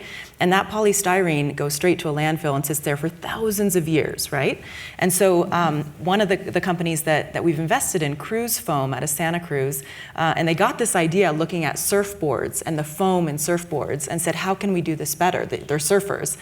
And created this new biomaterial made from, it's called chitin, which is essentially seafood waste. So think of shrimp shells. So the cartilage, the very strong, if you think of these shrimping operations or businesses, they have thousands, millions of pounds of these shrimp shells that just go to landfill as well. They take that material, this biomaterial, essentially cartilage. I hope they wash it first. Right, yeah. No smell. And they break it down and mix it with other biopolymers, starch, those types of things. And they've been able to create a foam that can stand up to styrofoam in all sorts of weight and pressure tests. And so it's a fascinating company, and I think they have a long way to go. Well, it's a good example of the range of things that are happening, which I find so exciting in climate tech. Are they actually using it for surfboards already? So they've made one, but they're really demoing with these big manufacturers of products, and because of extended, that's a much bigger use. Exactly, obviously. And especially in Europe, extended producer responsibility, what you put out into the world. So if you're putting out a Whirlpool or a big item and it's packaged in foam, that foam is part of what you're putting out into the world. Oh, damn, the time just keeps flying. Okay, we're over time, but I wanted to just, you mentioned workforce things several times, Matt, and this thing that worries me that I've heard a lot is this 1 million electrician shortage the U.S. has as we're trying to electrify everything. Is that something you are as worried about as some of the other commentators I've heard? It is an enormous opportunity and need to invest in the future workforce and having trained electricians, particularly if we want them to be part of members of the International Brotherhood of Electrical Workers as apprentices, and then journeyman electricians, journeyperson electricians. It's enormously important, and we need a workforce that does the maintenance of all the things we're installing that are, because as we add in intelligence to everything that is, electrification of buildings and vehicles, we also need people who are focused on the internet. But do you see signs that we're going to get I think so. I think we're going to have some pain points. I'm sure Andrew thought about this when he was. You don't think it's a total, disaster? No, we're going to get there. We have to. Okay, that's good. Russell, any final thoughts on anything that you were hoping you would say that I didn't ask you or we haven't heard about, or what you're doing that's interesting? I think I'm good. But good luck with your new fund, because it sounds very exciting. Thank you to all of you. Thank you to you all. Thank you again to Amy.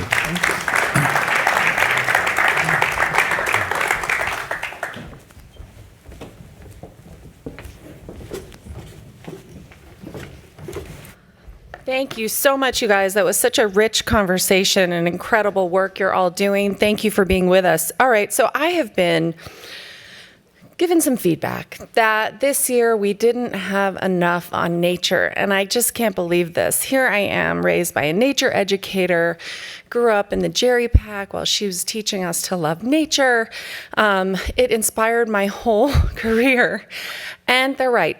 So sometimes when we think about changing the world, we lean into capitalism. We have to change capitalism and where money goes. And so I've learned that over my career. We have to make the business case. We have to lean into capitalism.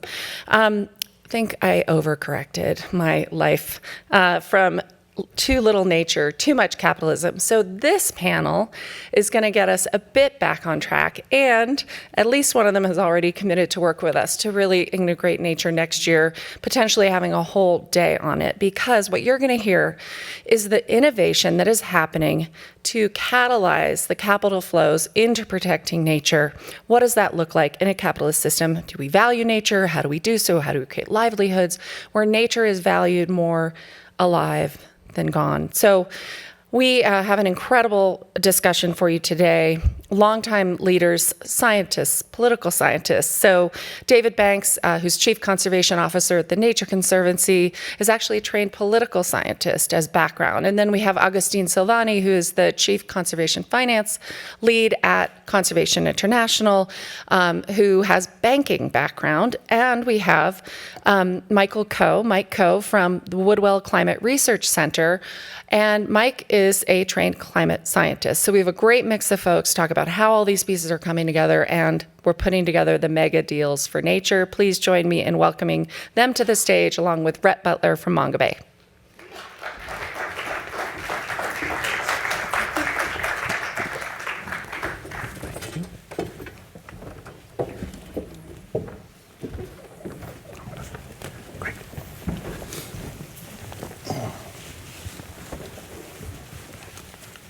Great, well, welcome everyone. We have a lot of nature on stage here, so it's exciting.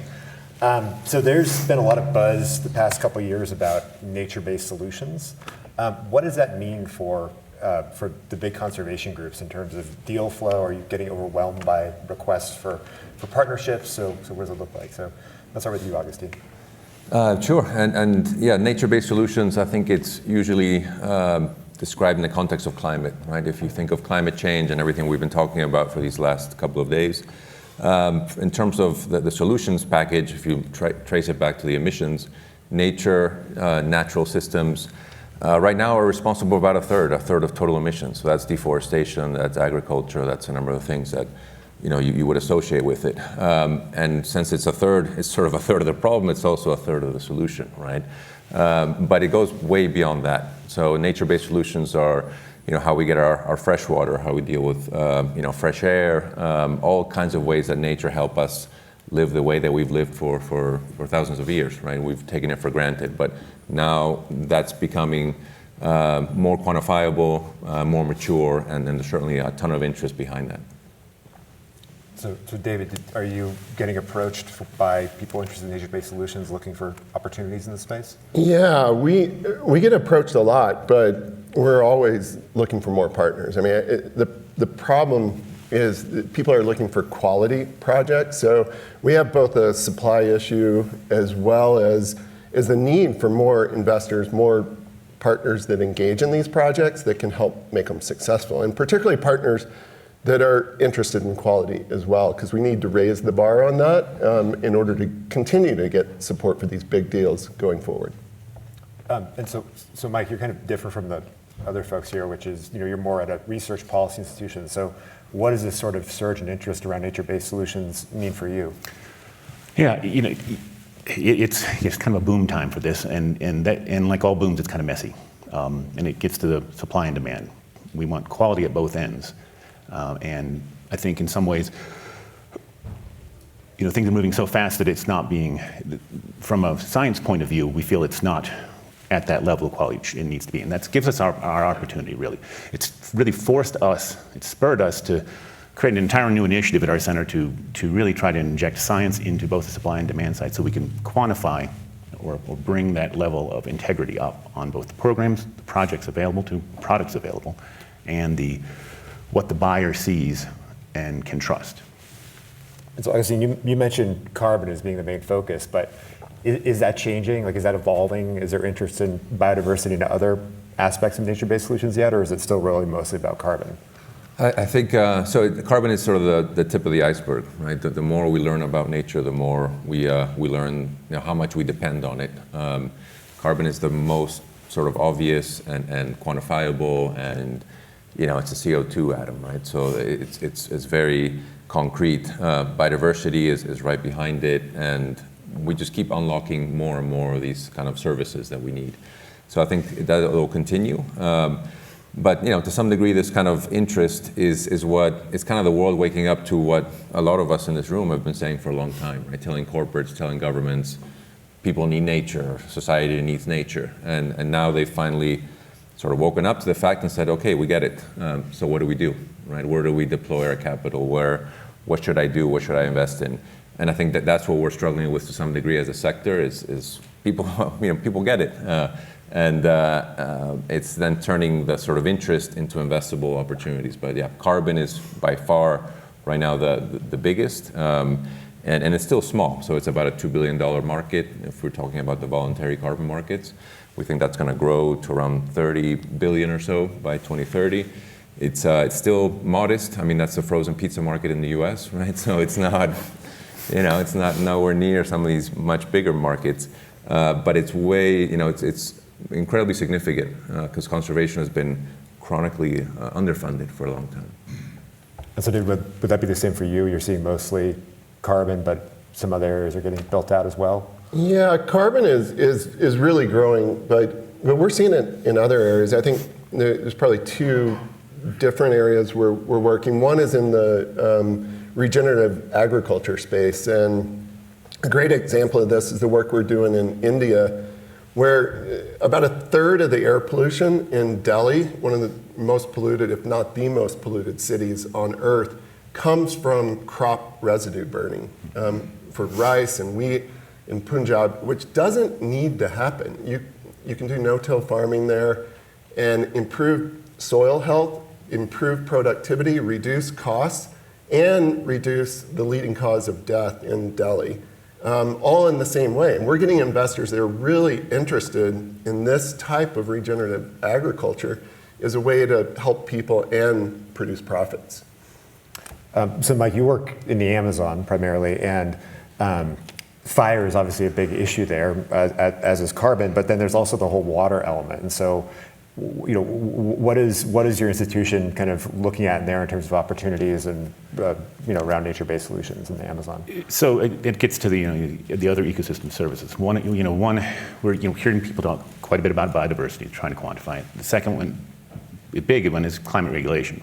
The direct climate regulation of forests, the evaporation, temperature, and rainfall. They have massive impacts locally and regionally and globally. So that's where we're putting a lot of effort into that, because that gets to the fire question. You cut down forest, you raise the temperature by 5 degrees C immediately. That leads to degradation of the existing forest, and fire is really the means by which that happens. So we're finding that, and the amount of degradation is the same as the deforestation. Essentially, if you deforest, you double it by degradation. You're losing that much carbon, biodiversity, and climate regulation. So a great deal of our effort really is quantifying that and putting it in terms that can be included in these metrics. So that carbon doesn't need to be your only metric. You need to have a suite of metrics, and then you can choose from those, some combination of those that makes most sense to you as, say, an investor or as a conservationist. And if I could add to that, I think part of why the research is so important in general, and this is not new, right? This is the evolution of decades of research, is that we're making the invisible visible, right? So we've depended on nature for so much, but it's all sort of anecdotal and hard to quantify. And now we're at a point where we can quantify it, and you can actually, whether you choose to place a value on it or not, that's sort of a different question. But we understand exactly, how dependent we are, and then that means regulators, companies, even private landowners can make decisions based upon that value. And so how does this actually translate to deals in the real world. So like what is like a nature-based deal for you? We start with David. Well, we've talked a lot about carbon, and so Augustine and I, just yesterday, we've been working together on this big project in Belize to conserve about 160,000 hectares in northern Belize. And this is land that would have been converted to corn and soybeans. There are farmers adjacent there that have converted multiple large forest tracts, corn, soybean, and then in dairy. And so we used philanthropy for about half the acquisition cost of that. And then we're selling carbon credits, avoided deforestation, REDD+, in order to cover the other half of the acquisition costs there. And there have been problems with the carbon markets in the past. It's been well reported. But I was there last week, and you fly over, and there's a hard edge on this forest. And that edge would have moved into another 160,000 hectares of forest that would have gone to corn and soybeans with all the related costs to our planet. And so that's a real power of using these markets to make a difference for nature and for people. And we've worked together on that, and that's another good thing. We need more of that in the conservation space. So I mean, what does a deal look like for you? I mean, like structure-wise and yeah, I think they're obviously varied, and that's sort of our day job, right? Is trying to figure out how to finance a lot of this work, this conservation work, which is typically dependent on philanthropy, on public dollars, and anything else. And then we kind of scramble around and try and figure out how to put together the capital stack. And there's not enough of it. There's not enough philanthropy. There's not enough public money, even with the IRA and all that.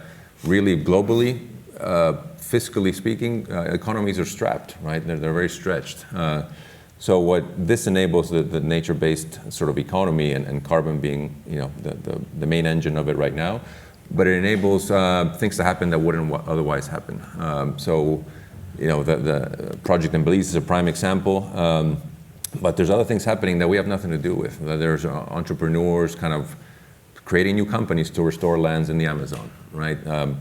The sole business model is to take degraded pasture lands and restore it back to native sort of Amazonian ecosystems, just on carbon, right? That would have been impossible to do 15 years ago, right? Because the business model didn't exist. And if you think about it, from yourself, if you inherit a piece of property from your grandfather or something, you can be land rich but cash poor, right? And that's what many of these communities are facing in the global South. And I think that's what makes me so excited about this. It's a new avenue, right? It's a third way. You don't have to choose just poverty or cut down the forest to put your kids in school.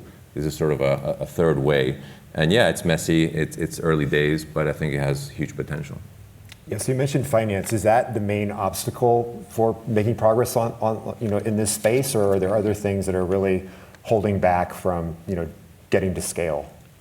Maybe, Mike, since you hinted at this. Yeah, yes and no. I mean, in some senses, the finance is kind of getting ahead of the projects, but our problem is trying to design products that would actually scale and work. And so yeah, finance is a huge problem.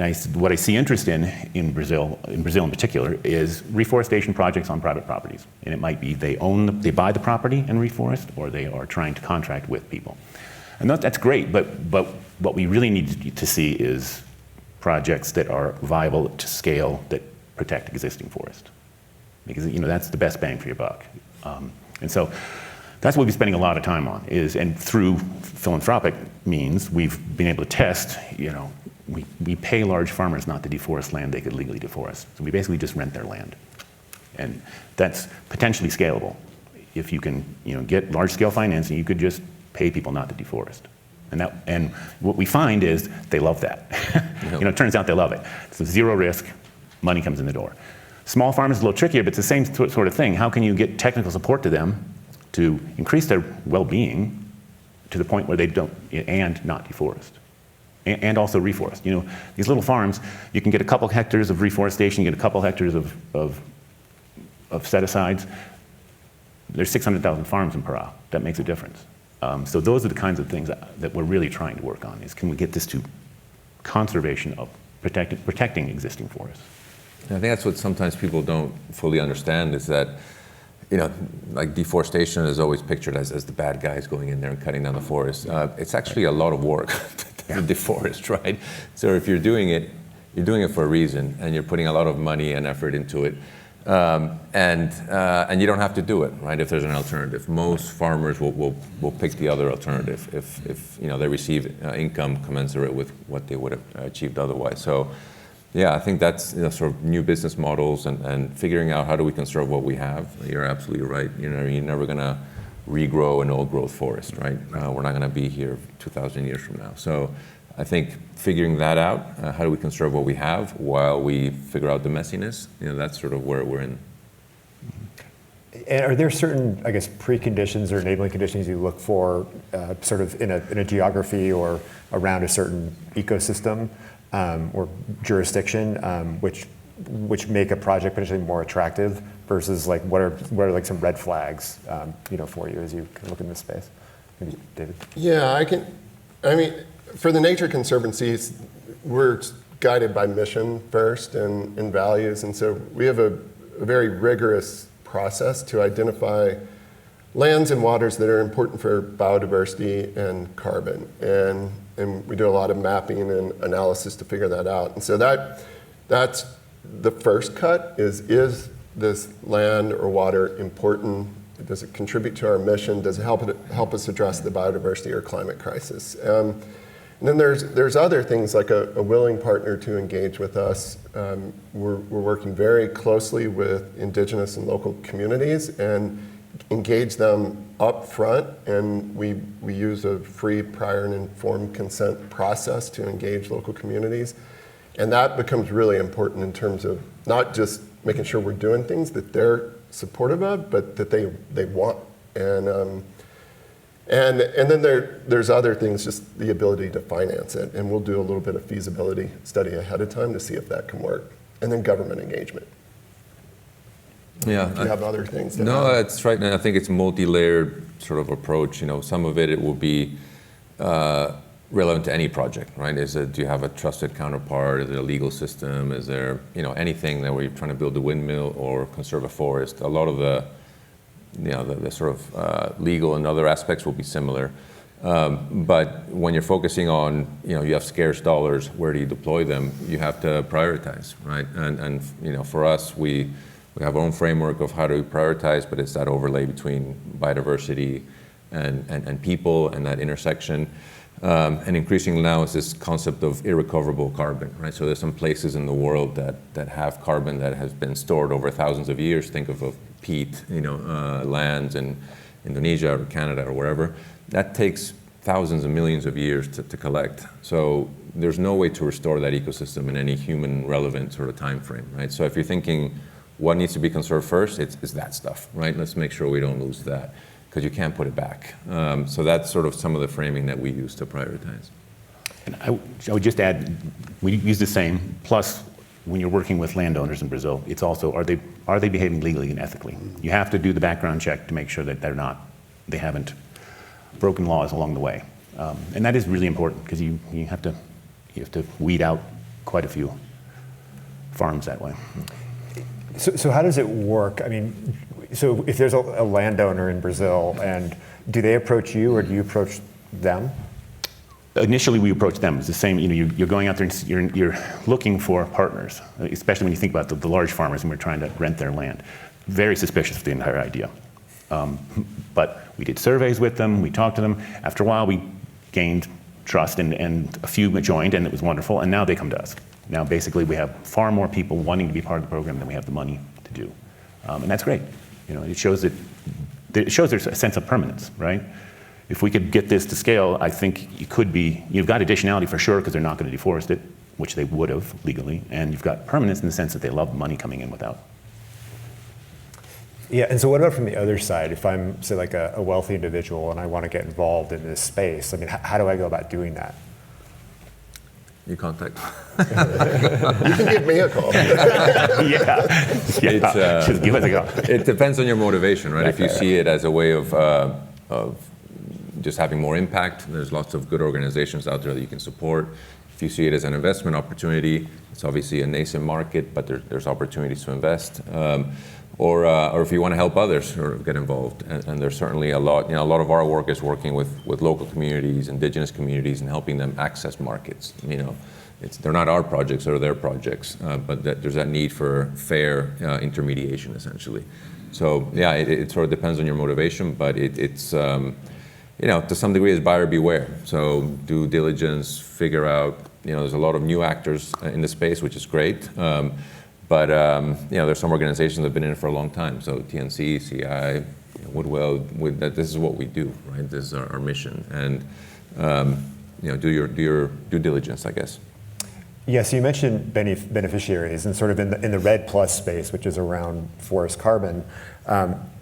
Over the years, there's been quite a bit of controversy in terms of these deals getting done, but then the local people who are doing the work then not receiving the benefits. And so I guess what's the current state of that, and what kind of safeguards do you look for to ensure that the benefits are actually reaching the people on the ground?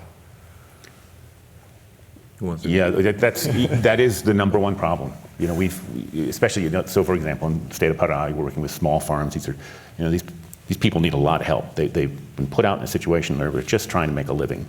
Just keep their family fed. It's a very tough environment. So anything we do, it's got to be for their benefit. That's the number one thing. Any intervention I want to try, it has to be for their benefit. And we found working with corporations that sometimes that's not a great mesh, because trying to make a profit off that small farm's carbon isn't necessarily going to be working in their best interest. We still haven't done a deal with any corporation on that, because we just can't find a way that's going to work for us. So this has to be restructured, or the expectations have to be adjusted by corporate investors, I think, for these kinds of groups. Because you just can't get involved in a project where you're demanding a 30-year contract from some small family farm to produce X amount of carbon every year. That's just not. Yeah. And I think, there are a number of companies that are developing carbon projects, and the percentage of the revenue from carbon offset sales is very high for those private developers. And I think the reason with the NGO community that a lot of the money flows to communities and improving livelihoods around there and improving the health of that system we're protecting is because we also bring philanthropy that covers a lot of our costs that a private actor can't do. And so that's one of the benefits of the type of quality projects that I think we bring to the table is we're bringing philanthropy that makes it work. And it's important to have obviously principles and ethics and be transparent about it, right? I think if you go to any of our sort of websites, probably you'll see a code of ethics, and you'll understand very transparently how these projects are developed or how the money flows. But it's an evolution. There's standards. The standards are going to change. There's going to be a push for more and more transparency, which is good. And I think as a sector as a whole, one thing that we don't have going in our favor is that we're sort of too small to fail, right?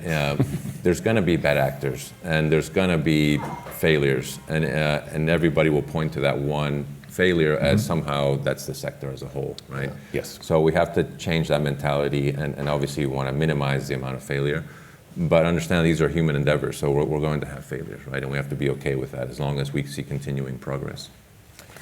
So for each of you, if you had a magic wand to sort of address one thing in order to bring nature-based solutions to scale, what would that one thing be? I can start. We talked about this a little bit yesterday, is I think bringing certainty, and it's likely through a regulatory market, to the standards, particularly around carbon, so that there's consistency out there in terms of quality, how to develop a project, and how to quantify. Because it's just, wherever you go, it's different, from government to government, from standard to standard. And I think that would be the biggest thing, is to bring that up to a quality and a consistency that we could act. Yeah. And I would just, in specifically, quality in setting off that, quality and evaluation of what some product is or what some landscape is. You know, a metric, a really solid metric that incorporates carbon, biodiversity, climate regulation, globally consistent, so I can compare and contrast regions and know, so the buyer could know what they're buying, the producer could know what they're likely going to achieve, those kinds of things. So I would like to see technically that. And if we have magic wands, so I want two wishes, right? One is a global carbon tax. So, you know, if we understand what a project is, then we need that demand certainty. So that's it's not coming anytime soon, like newsflash, but that would be a goal of mine. And the other is for people to travel to these places, right? Sometimes they're very far away, they're, you know, and kind of esoteric, but anybody I've met that's actually traveled, that's seen the rainforest or the grasslands of, you know, wherever, or Idaho, this place is amazing, right? So you fall in love with it and you understand how important these places are. So we just have 1 minute left. Just to close, I guess I'd ask, what gives you hope in this space? We'll start. I have lots of hope. I didn't have much hope like 10 years ago, but now people have really woken up to everything we've been talking about nature. And what gives me hope is that there's younger people, right? It's not just us doing this. It's a whole new generation coming up that with new energy, with new ideas, and that gives me tons of hope. Absolutely. Going to the COP meetings for 15 years. The last few have been absolutely wonderful because of the participation of young people that want to make a difference. Yeah, and I think definitely young people. The thing I would add to that is we've talked a lot about finance and policy and regulations, and what's given me hope now is a reconnection to the spirituality and magic of nature that I start to see rekindled in people. And the more that we can connect to that place that just gives us energy and drives us forward, people are going to care more about this work that we're doing and about the future of the planet. Great. Well, thank you so much. Appreciate it. Thank you. Thank you.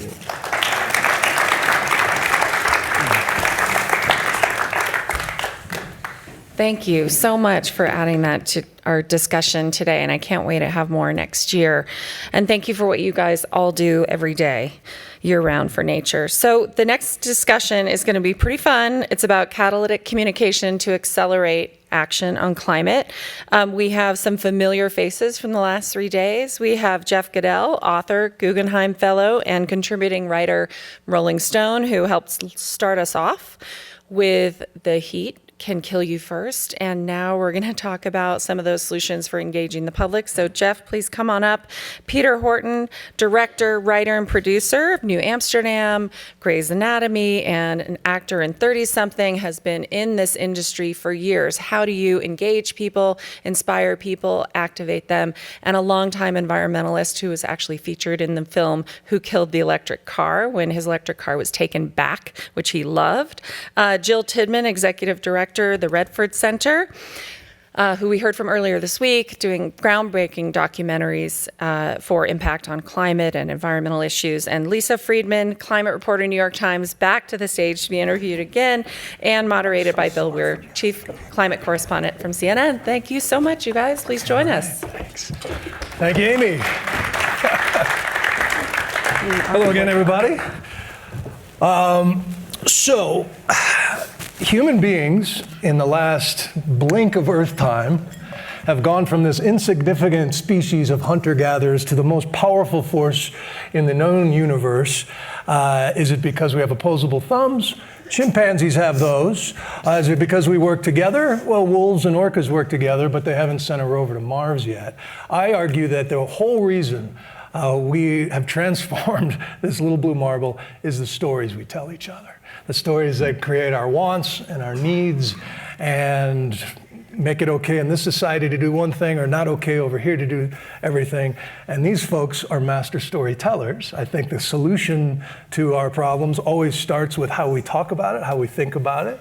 And so we've got magazine feature writers. Peter's an amazing director, documentary green lighter over here, and Lisa, you're working on New York Times deadlines. So different stories work for those different particular publications. But just broadly, as we start this off, Lisa, you can start us off. How do you think the story around climate change has evolved? At least in your career, where are we right now? Where do you think it's headed? So let me tell you this from a newspaper perspective, because that's where I've spent my career for the past few years. I look young because I'm short, but. So, when I first started covering climate change in about 2008, certainly I wasn't, in the first or probably even second wave of reporters covering climate change, but even then, which does not feel that long ago, there was one person at the Times covering climate. There was one person at the Post. I actually don't think the Wall Street Journal had someone maybe covering energy, right? And even then, when we talked about ourselves, we called ourselves energy reporters, not climate reporters, because it sounded maybe more serious, or maybe less activisty, and that landscape has completely changed for the better. In 2008, I was at Climate Wire, now part of Politico, but then an independent publication that covered the energy sector. And 6 years ago, I came to the Times. The Times now has a team of 20-something people covering climate change. The Post has a team, I don't know how big, but almost as big, if not bigger maybe, of people covering climate change. The AP has a team.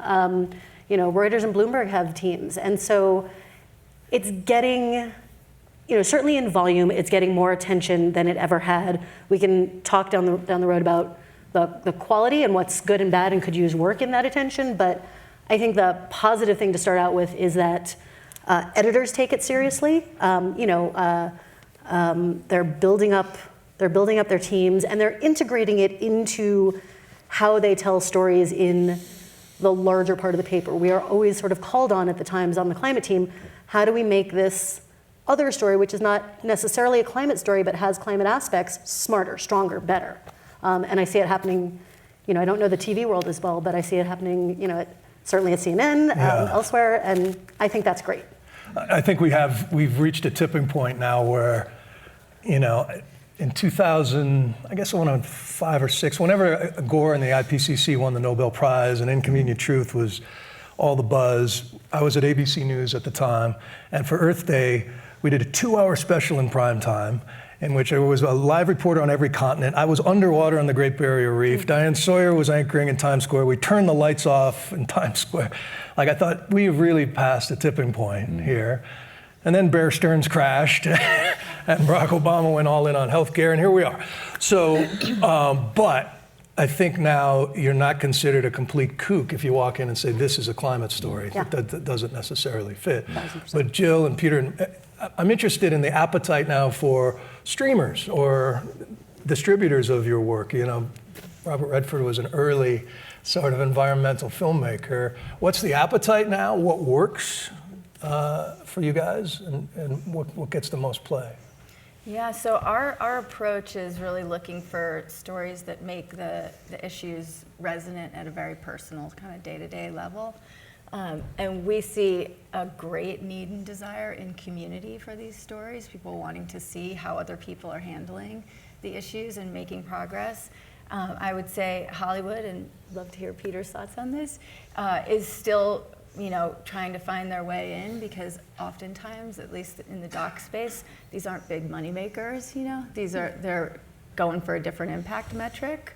And so it's hard to find distribution for these projects. And some of them do find more traditional distribution. I was telling you backstage, we have a film on Hulu right now, Nat Geo, PBS, Netflix, we have a couple, so they're getting out there.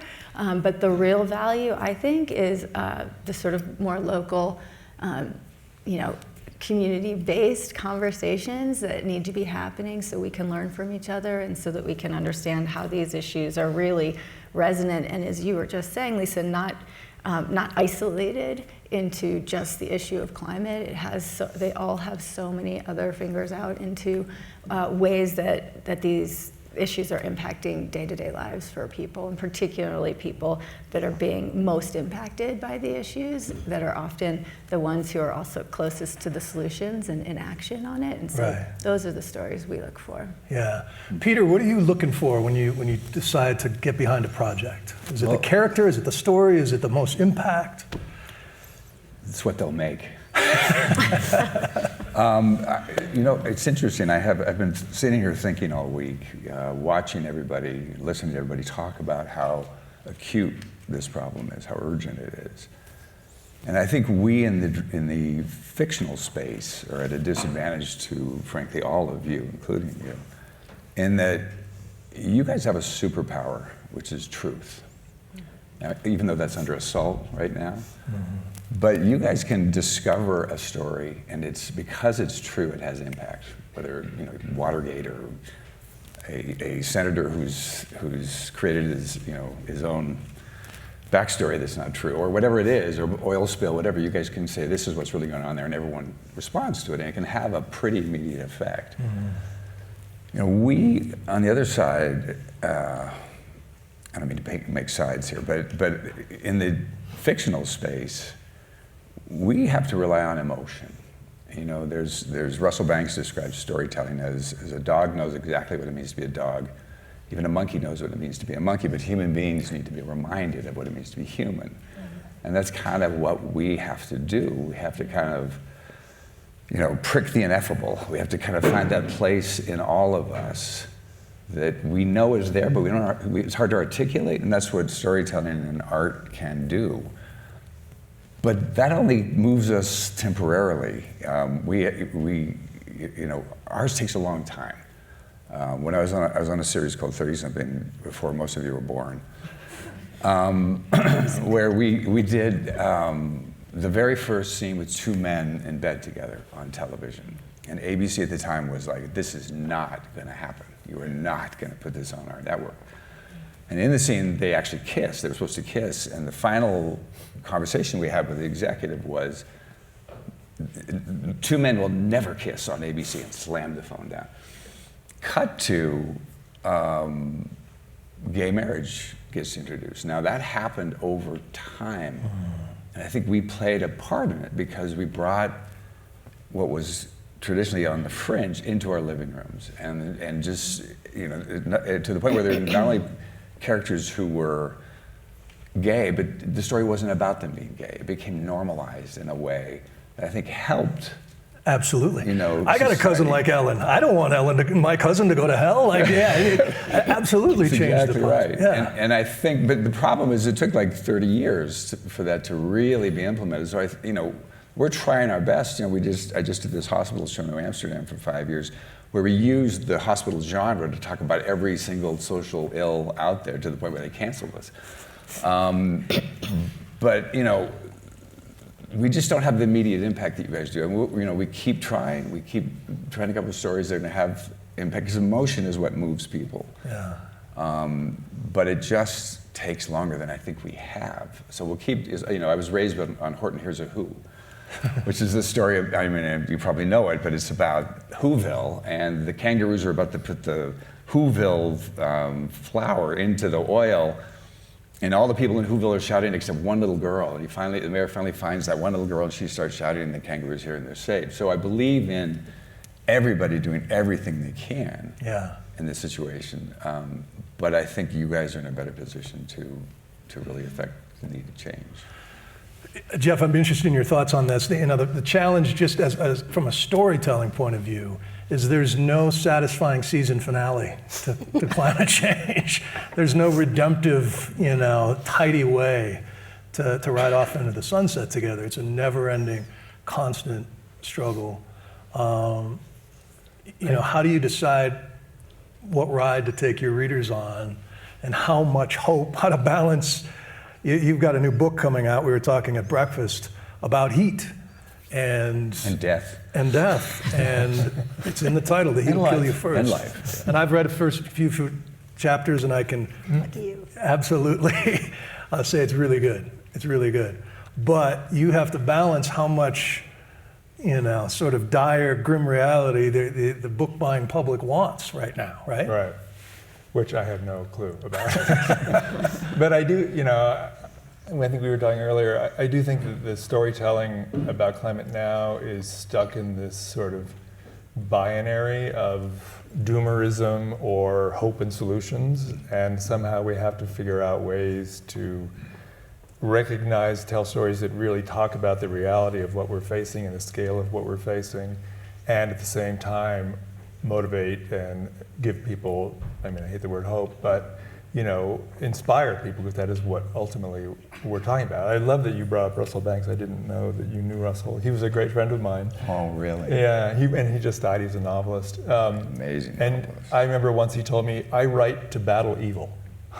And it was such a great line. And I think I would never say that about myself per se, but something of that, in what we do.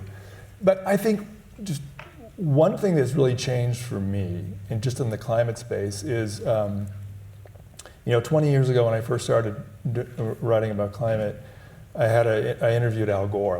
It's like a rite of passage. Everybody who writes about climate change has to interview Al Gore.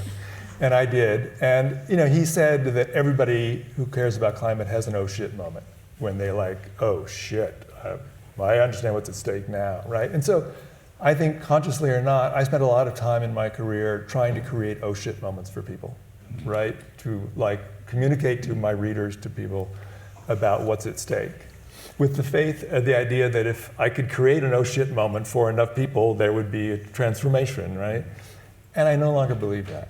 I don't believe there is going to be an oh shit moment. I think people do have oh shit moments, but I don't think there's going to be a moment of kind of transformation in a broad cultural way about this. I think it's going to be a long, slow, difficult trench warfare. COVID showed a lot of this. You would think that after what we went through with COVID, 7 million people dead around the world, 1 million in the US, that we would be prepping for the next vaccines and all this. We're doing the opposite, right? It's like the capacity of human denial and self-deception is really profound. So I don't know what that means in storytelling, and it's been a big thing for me, because I'm not trying to create oh shit moments. What am I really trying to do, and how do I judge success and failure? Something we talked about. How do you judge success for your work? I was going to ask Lisa that question. I mean, we can kind of pay attention to what does well online, stories. You can look at minute by minutes to see if I structured this story this way. It kept people through. Do you look at any of that? Do you see what topics at least are resonating more than others, or are you just following the news? So I try not to look at the metrics often, because it upsets me sometimes, and I've spent a huge amount of time on this story, and Nobody cares. But I will say, I think one of the things we've found, and this is something that I do less than other reporters on my team, is visual storytelling. And we've the editor of our team, Hannah Fairfield, came from data visualization and graphics, and has put a huge focus on our team on telling stories like one of the better known pieces that we've done in this space is on extreme heat. And you could look up the town where you were born and see the average highest temperature the year you were born now, and what's expected. I want to say 2050. It might also do the end of the century. I haven't looked at it in a long time, but and it's extraordinary, and it really brings it home, right? I mean, I'm from Wayne, New Jersey. All right, I think about things like that, and data-driven stories that we've done and visualizations on the grid, and how complex it is to develop enough the transmission lines that we need to carry renewable energy across the grid, which is a story that would put many people to sleep. It's the grid, but my colleagues have managed to put together some of these things in ways that really wake people up. On my end, I mean, part of my beat is so news-driven that I don't have the sort of luxury of thinking about how this is going to play. But I guess I'd say that on any sort of big story, I think we're trying less for the oh shit moments, though I love those, and sort of helping to try to explain why this is so complicated, right? I mean, stories like the piece I did in the North Slope on the Willow project. I think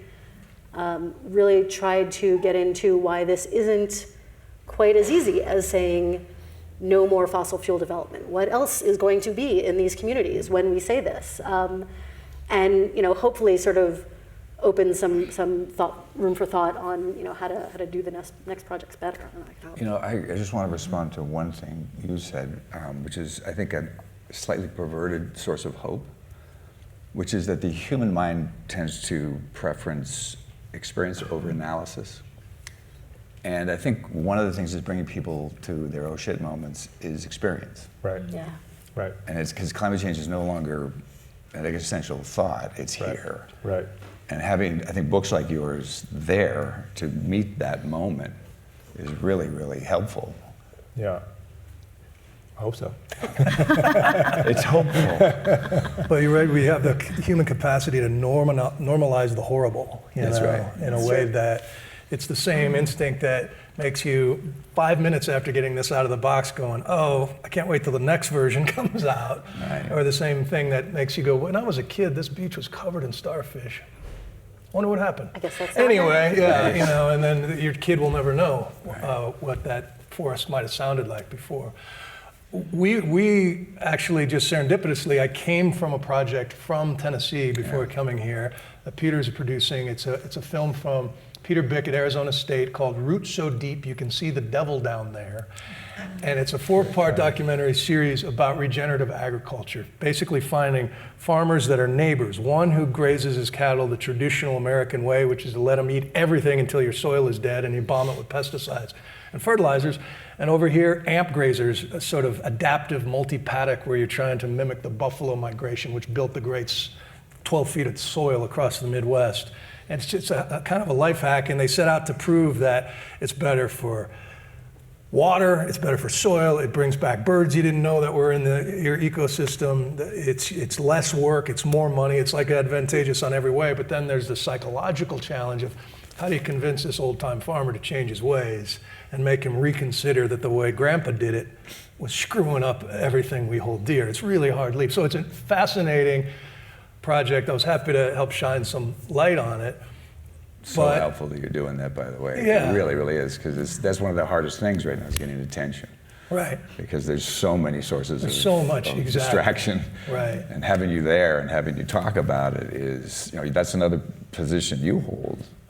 You have the ability to say, look over here. I take that very, very seriously. Yeah. But the question I'm leading up to for folks here who want to get their stories told and how to pitch, Jill, like what is it? I got this incredible guy who's a professor who's just natural on camera and he knows how to talk to farmers like Peter Bick, or is it a topic? Like how do you help these folks get their stories told?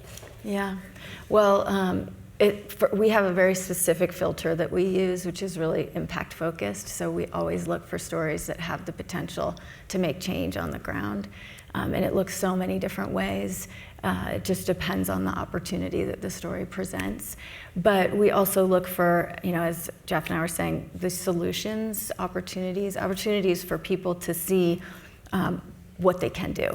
And I totally agree that we can't just go in for the doomsday defeatist narrative or the hopeful toxic positivity, as it's been called. It's a more balanced. We got to talk about both, like what they're up against, and then how it's being approached or solved or attempted to be solved. So we look for that. Obviously, entertainment value and and people that can pull it off, which is no small thing, to make a film.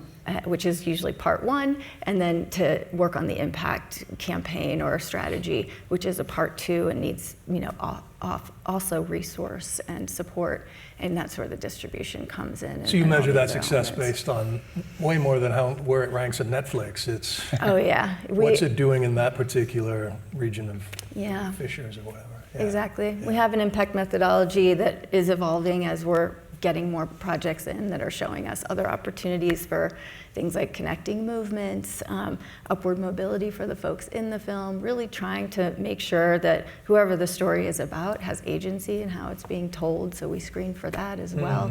And just really looking for opportunities to hit a lot of different story points. So we take a very broad intersectional definition of environment, Climate, yes, but a lot of other things that are really challenging people on the day-to-day, and all different sort of scales. We have a project that was made about just recovery after Hurricane Maria down in Puerto Rico. And 5 years later, this film became an incredibly important tool when Fiona hit. And they started taking it around, showing how to do this, because they weren't getting government support and other things. So for us, and it did get HBO attention, but the more important metric for us is what it was able to do, not just for that community, but now other communities that are dealing with the same thing. So these films we look for are really we think of them as tools, even though the artist probably wouldn't love that word. But it's exciting because we can't even support all the stories that come through. We could fund 5% of our applicants in the last grant call. So the stories are there. It's just there's not a lot of machinery behind them to get them made and out in the world in the right way. And then just to pick up on Peter's point, we're starting to, for the last 3 years, we've been working with screenwriters, trying to help them feel more empowered to step into this space as well. In fact, right now, the Hollywood Climate Summit is going on down in LA, and it's the 4th year. They're really trying to build a marketplace for this kind of work. On the fictional side. On the fictional side, yeah. And there's a lot of other efforts we've been supporting. We have a fellowship for climate storytelling. There's a playbook out there called Good Energy Stories that's offering resources, and some of it for us is showing these real world stories as opportunities fodder for folks to start to get inspired. I think it's really intimidating for screenwriters to come into this space and feel confident in building a world. And we know, particularly in the fiction space, the world building and getting us to a different place is really what we need right now. Right. So. Right. I've seen, there's a show on Apple, Extrapolations. I guess it's some indication as amazing cast, amazing writing, but I've only watched a couple, I know, me too. It doesn't suck you in the way New Amsterdam would or something, or other things. What do you look for? Well, we're in a situation where, like every industry is, where market value is pretty much the only value. And it's hard to emphasize values that can compete with it, because that's the thought process that we're kind of all subject to. I mean, a friend of mine likes to say that used to be the tail was wagging the dog, now there's no dog there. It's really hard. That's one of the reasons we told our stories through a hospital show, because we could get a network to do a hospital show. And then, of course, the story about climate change or gender identity or whatnot, that's just part of healthcare. And then they could accept it on that level, but like the show you're talking about in Apple, going directly at it and say, we want to do a show about this is really, really difficult. You could do it through humor. I mean, Don't Look Up is a good example of it. But it's really, really hard to do it directly. I'm hoping that will evolve as, again, the sort of alarm bells get louder and louder, and so that maybe even the corporate world will, even in our business, will start waking up to that a little bit more. Do you think Don't Look Up worked? For me, it did. I loved it, and I think it's the perception is that it worked in the community. Yeah. It wasn't a huge hit, but it was enough of a hit. But it's controversial. I mean, some people didn't like it, because it's about something that's real. Right. But they also didn't like it because it played into the doomer thing, the binary thing that I was talking about earlier. It's like climate change is not a meteor. It is not about it's going to hit us and kill us tomorrow or not. It's a very different narrative. And I thought it was a fun movie also, and I enjoyed it, but I really do think it underscored this binary, we have hope or we're totally fucked, one of the two. And that was, I think, there was a lot of pushback on that. And which is actually the opportunity and challenge of covering climate change, right? Like on the one hand, those of us who covered a lot, kind of recognize instantly, this is a story about everything. Yeah. But it's hard to tell the story about everything on the screen. But I think, we were talking about this, Jill, the other day. I moved to Texas recently, and one of the things that I really got schooled in living in Texas is how much all this cultural stuff matters, right? The identity of driving a pickup truck and drilling for oil and eating beef and all that kind of stuff is so much a part of what it means to be a Texan, and these cultural values are really huge and really important. And working the way you're doing, the way Brady is talking about, and you're talking about the gay marriage thing, or men in bed together, I think shifting these cultural norms is really important, so that being a Texan doesn't mean eating 12 pounds of beef a week and driving a V8, right? I mean, that you can be a Texan and eat tofu, or something, right? I mean, drive an electric truck. Right, but I mean, You just gave me a great idea for a screenplay.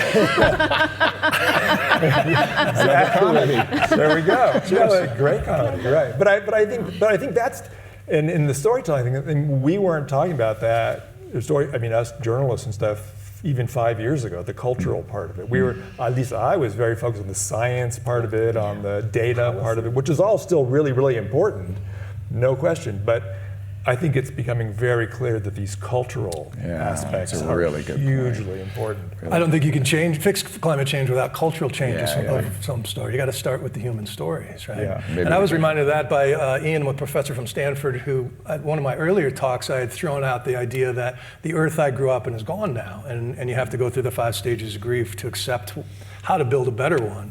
And I left off the better part of that. It's that Martin Luther King didn't say, I have a nightmare.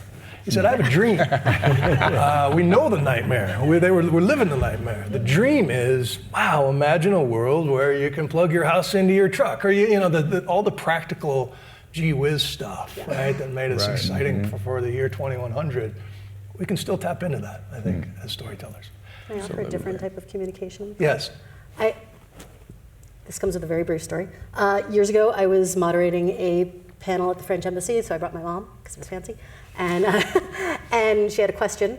By the way, separate from the story, I didn't call on her because there was like half a chance she would have asked me why I didn't brush my hair. But she told me afterwards what her question was going to be, and it was great. And my mom's question was, why do I have to come to the French embassy to hear this conversation? Why do I have to come to DC? Why do I have to come to New York? I live in Wayne, New Jersey. Why aren't we having these kinds of discussions at my public library? We're smart and thoughtful and have thoughts. And so I think these kinds of conversations here,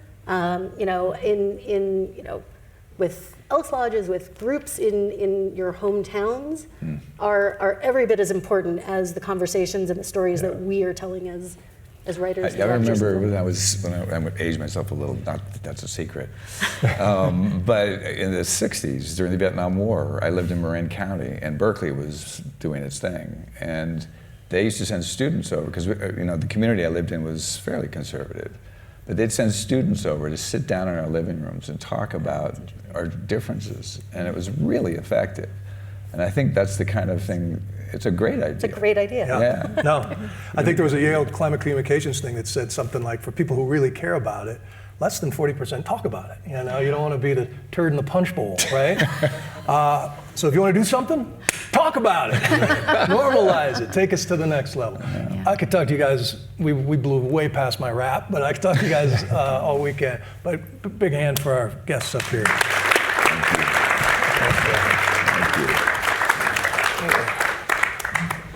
Am I staying here for this one? You are staying. Okay. All right, well, I'm excited. This is our last session. This is a key session. We like to call the forum a bit of a launch pad to action. And so this session is going to be bringing together some of our incredible colleagues who've been on the stage this week. What are our key takeaways, our action items, our inspiration? And so please join me in welcoming back to the stage Dr. Michael Dorsey, who's director of the Robin Melanie Walton Sustainability Solutions Service and the Walton Chair at Arizona State University, Ivan Frischberg, Chief Sustainability Officer at Amalgamated Bank, Emmy Scott, Executive Director and Public Speaker of Earth Guardians, Alex Thompson, Chief Communications Officer, formerly with Thomson Reuters, REI, and Edelman, and hosted by the wonderful Bill Ware from CNN. So thank you. All right, and you. We're going to finish strong. Well, it's good to see all of you. Thank you for your participation this week. Thank you for your good ideas and discussions. This is really just sort of a summation What impacted you the most? What have you talked about in the breakout sessions? Should I start with you, Amy? Sure. You want to lead us off here? Sure.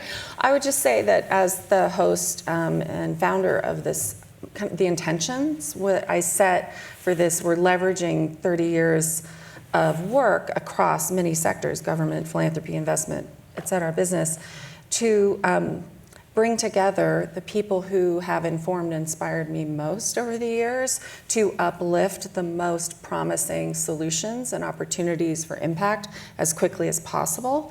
And each year, I hope that both on the stage and in the curated sessions, like our Multiplier Effect sessions, that real action and connection and movement forward will happen. And then there's all the magic and the meals and the drinks, and there's the interactions in the hallways. And so this year wanted to be a little bit more intentional about identifying those here. And for me, I'm personally excited by both of the Multiplier Effect sessions that we had, the gaming session and the finance session, of very concrete new collaborations and partnerships, new initiatives that people have identified that need to happen in order to accelerate climate finance, for instance.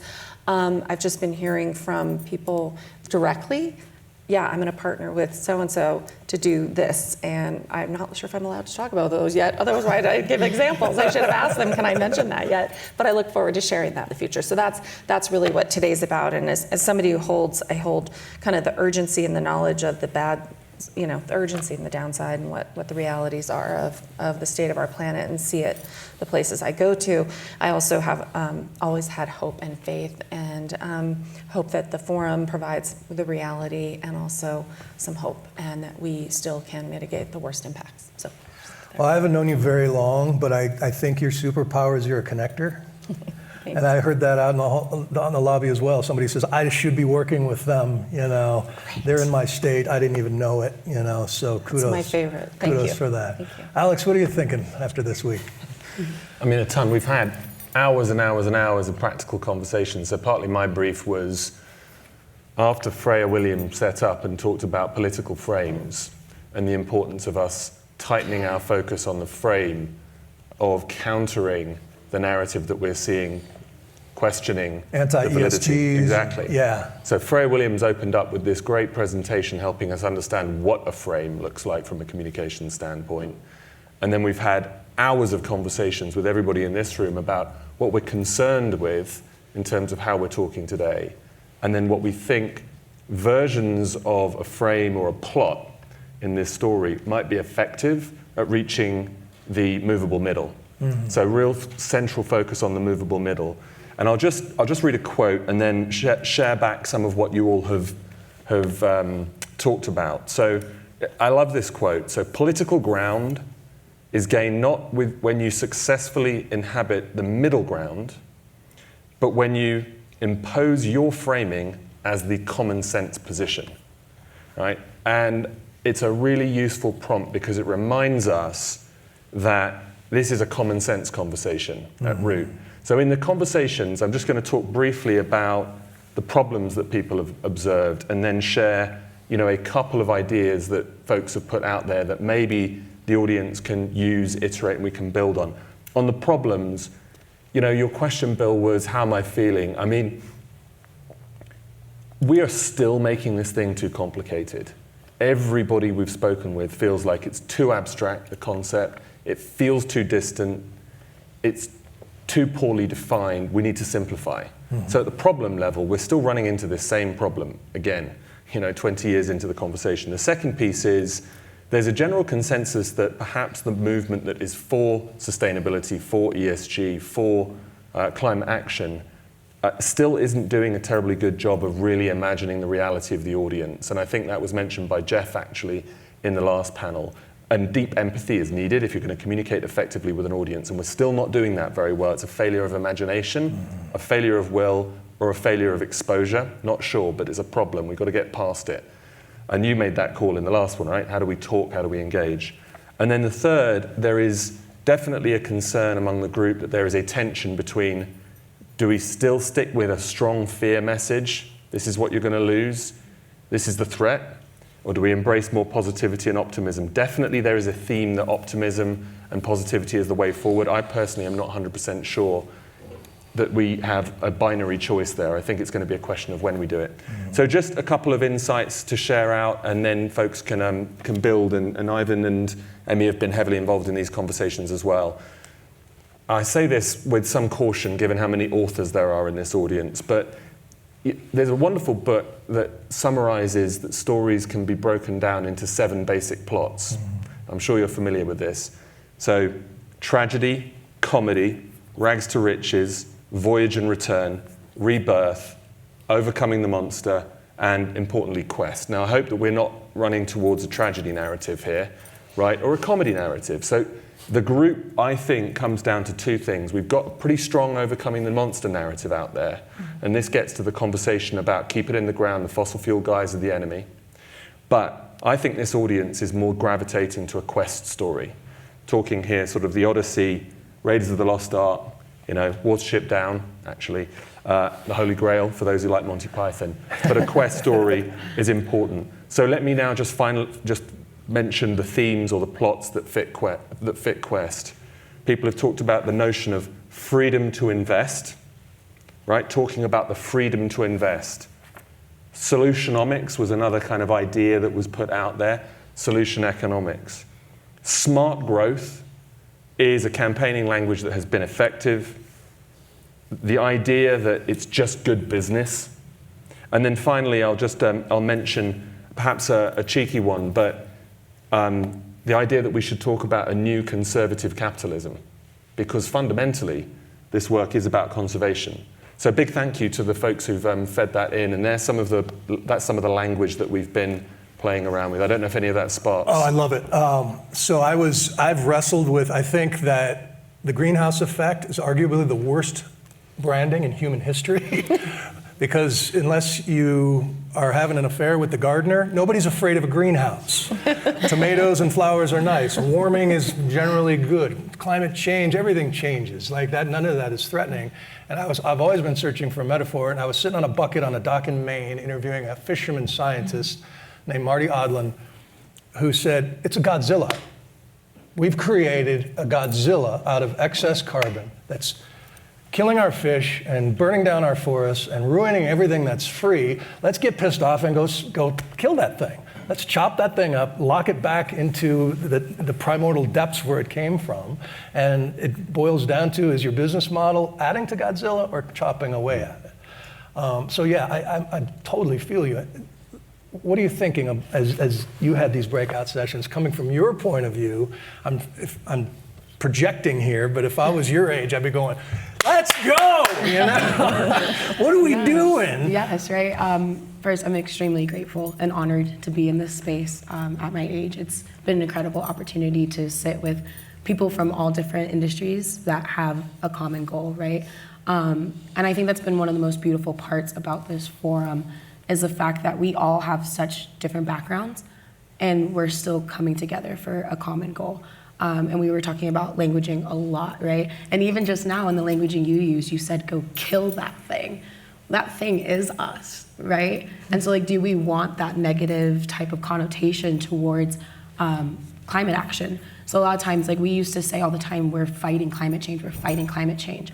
And we just really had to reflect on if you're fighting it, then we're at a battle, right? And who are we battling against? Who is the enemy per se in this conversation? And we don't want to make anybody the enemy because none of us are, right? We're all being affected.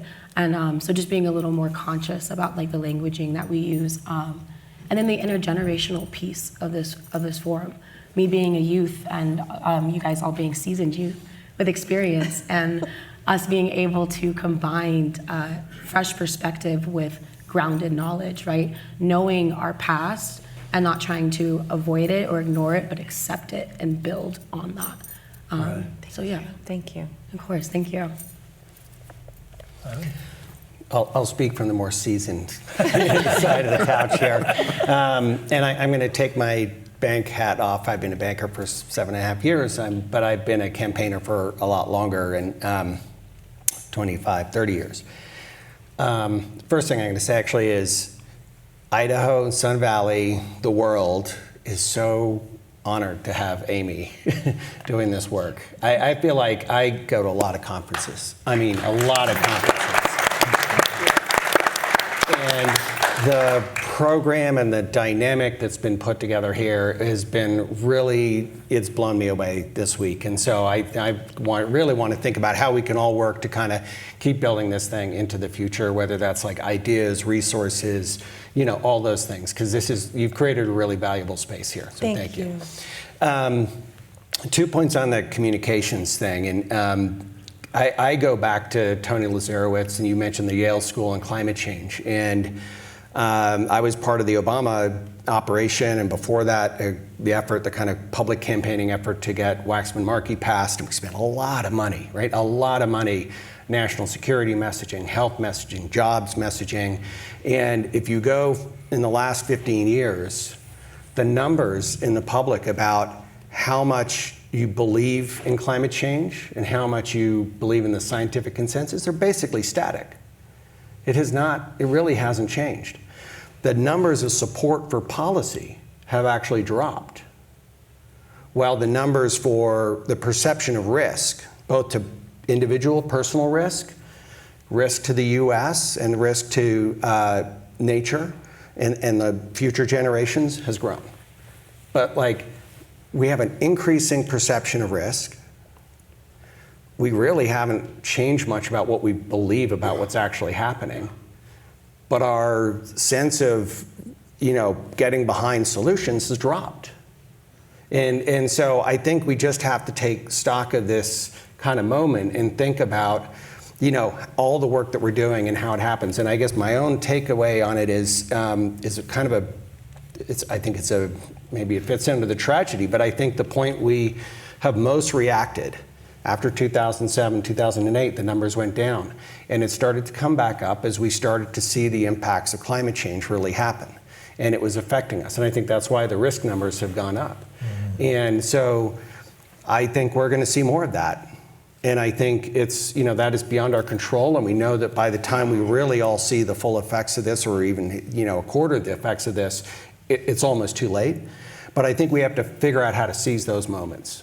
And that's, I think that's how we kind of take that on from a communications challenge is important.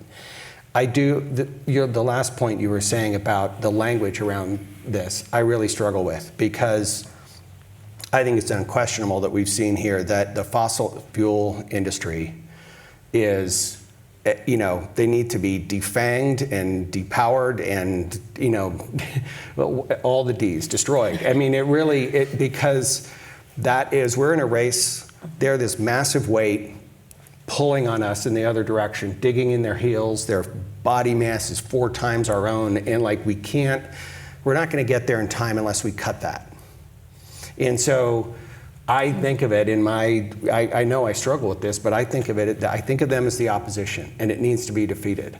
But I know that's not necessarily the right language or even the kind of healthy way to approach it. So I think that is, I really appreciate both of you from the communication side sort of pulling out that kind of tension, because I think that's what we're all wrestling with. Mm-hmm. Dr. Dorsey? I see and I've seen, 3 big things that stick out in my mind. A tremendous amount of desire, folks like Emmy and folks in this room, a huge amount of determination, and a real commitment to delivering. I'm a little bit outside of the fear of Dracula and a fear of defanging the beast. I'm defanging the beast. At the Solutions Service, we're fully focused on the renewable revolution.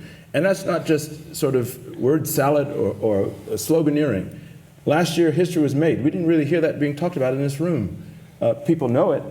We came even Steven, $1 trillion in on renewable investments, even Steven with that $1 trillion on oil and gas. This year, the forecast is 1.7 trillion, okay? Up, climbing. We're about 2/3 of the mix, and this year we're going to spend about, depending on whose math you believe, 2.8, 3 trillion on energy investments. About 60% of that is on the good stuff, renewables. We are ahead of the dragon.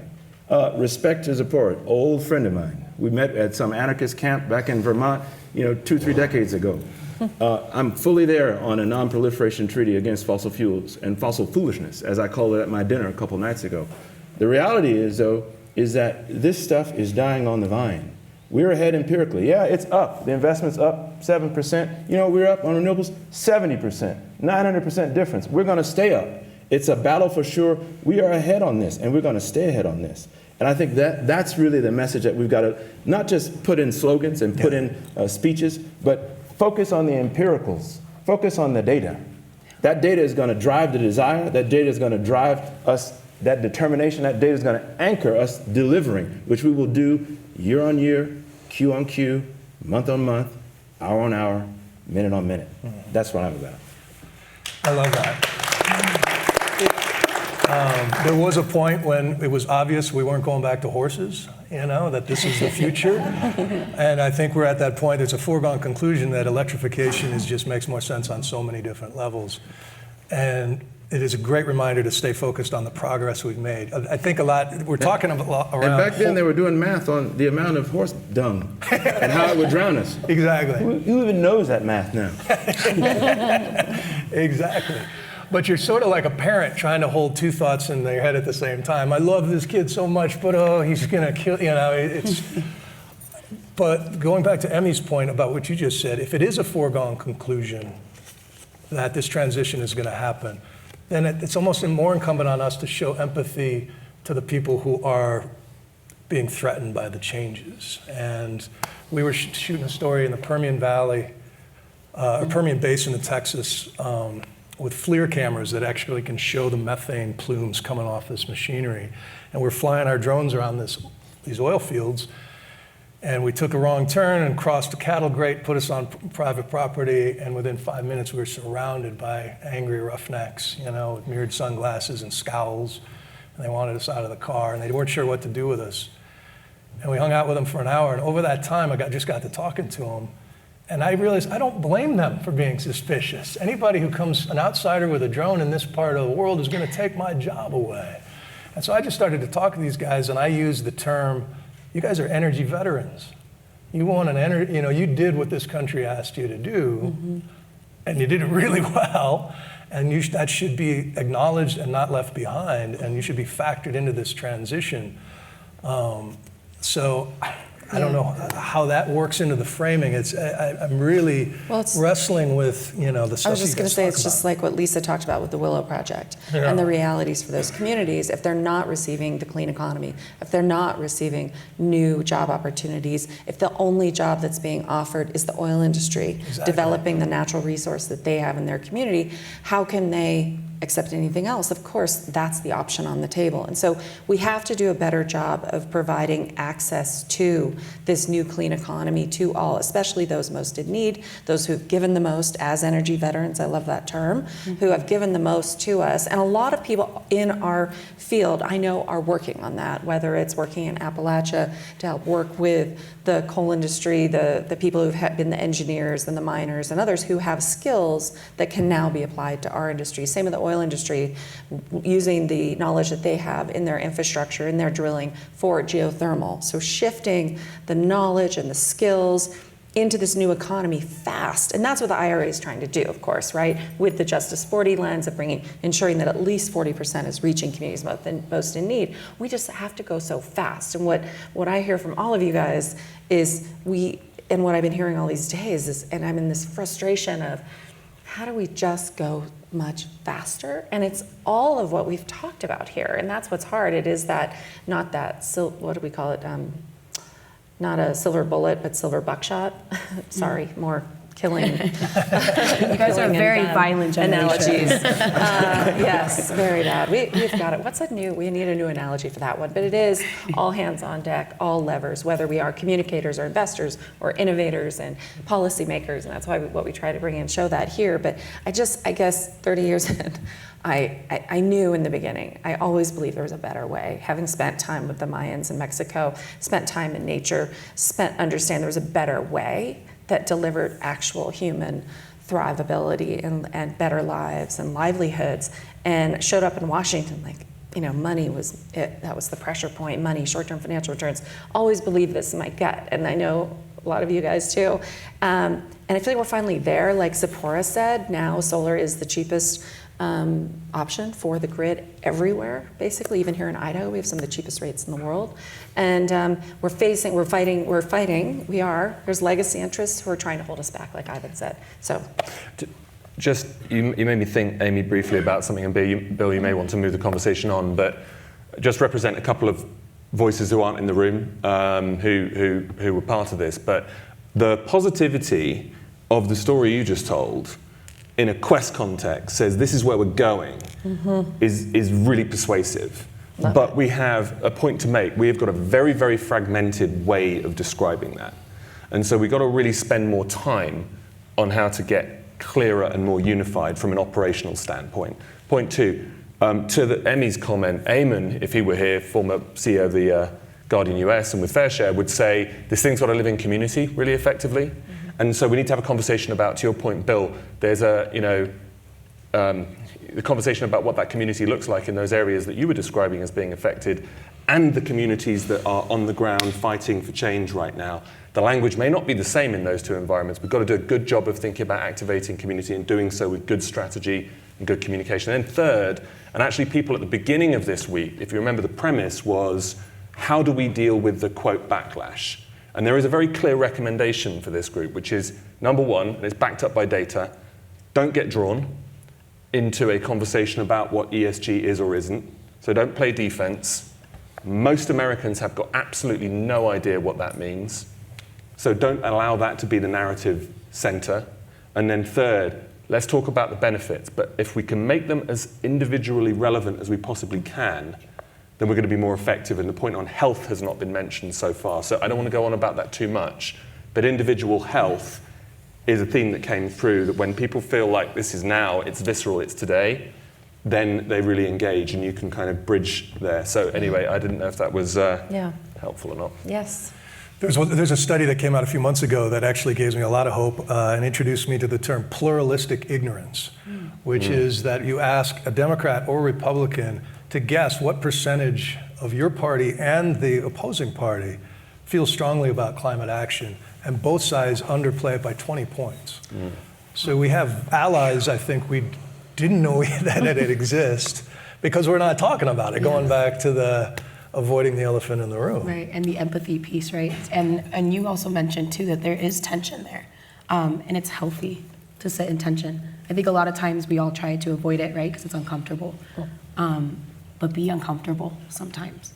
It's totally normal, and I think it's too much comfort is what got us here. Right, exactly, right. And you talked earlier on your last session about normalizing things, right? When I go out with my friends, I could be at a party and I talk about climate change because it should be a normal conversation, right? And then the whole piece of you're talking about of which messaging is most effective, I think it's really about knowing your audience, right? Understanding who are you giving this message to? Where did they come from? Are they backed in data? Would they rather hear facts, or would they rather hear a story from the heart?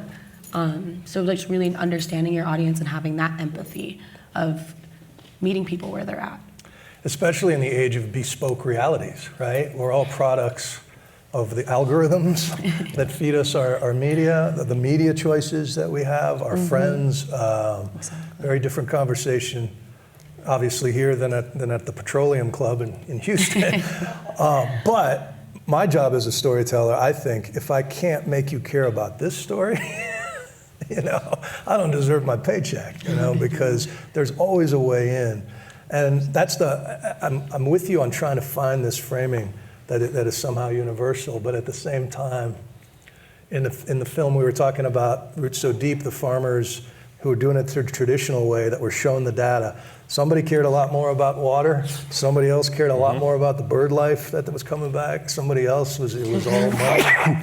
And that is incumbent on us to be so nimble in how we respond and carry those stories forward with the respect, right? And I hate to I'll pass on the moment, but I think that's what the unique thing about Earth Guardians is, right? So we're an international nonprofit, and we don't tell our youth or our community members how to do it or what to do.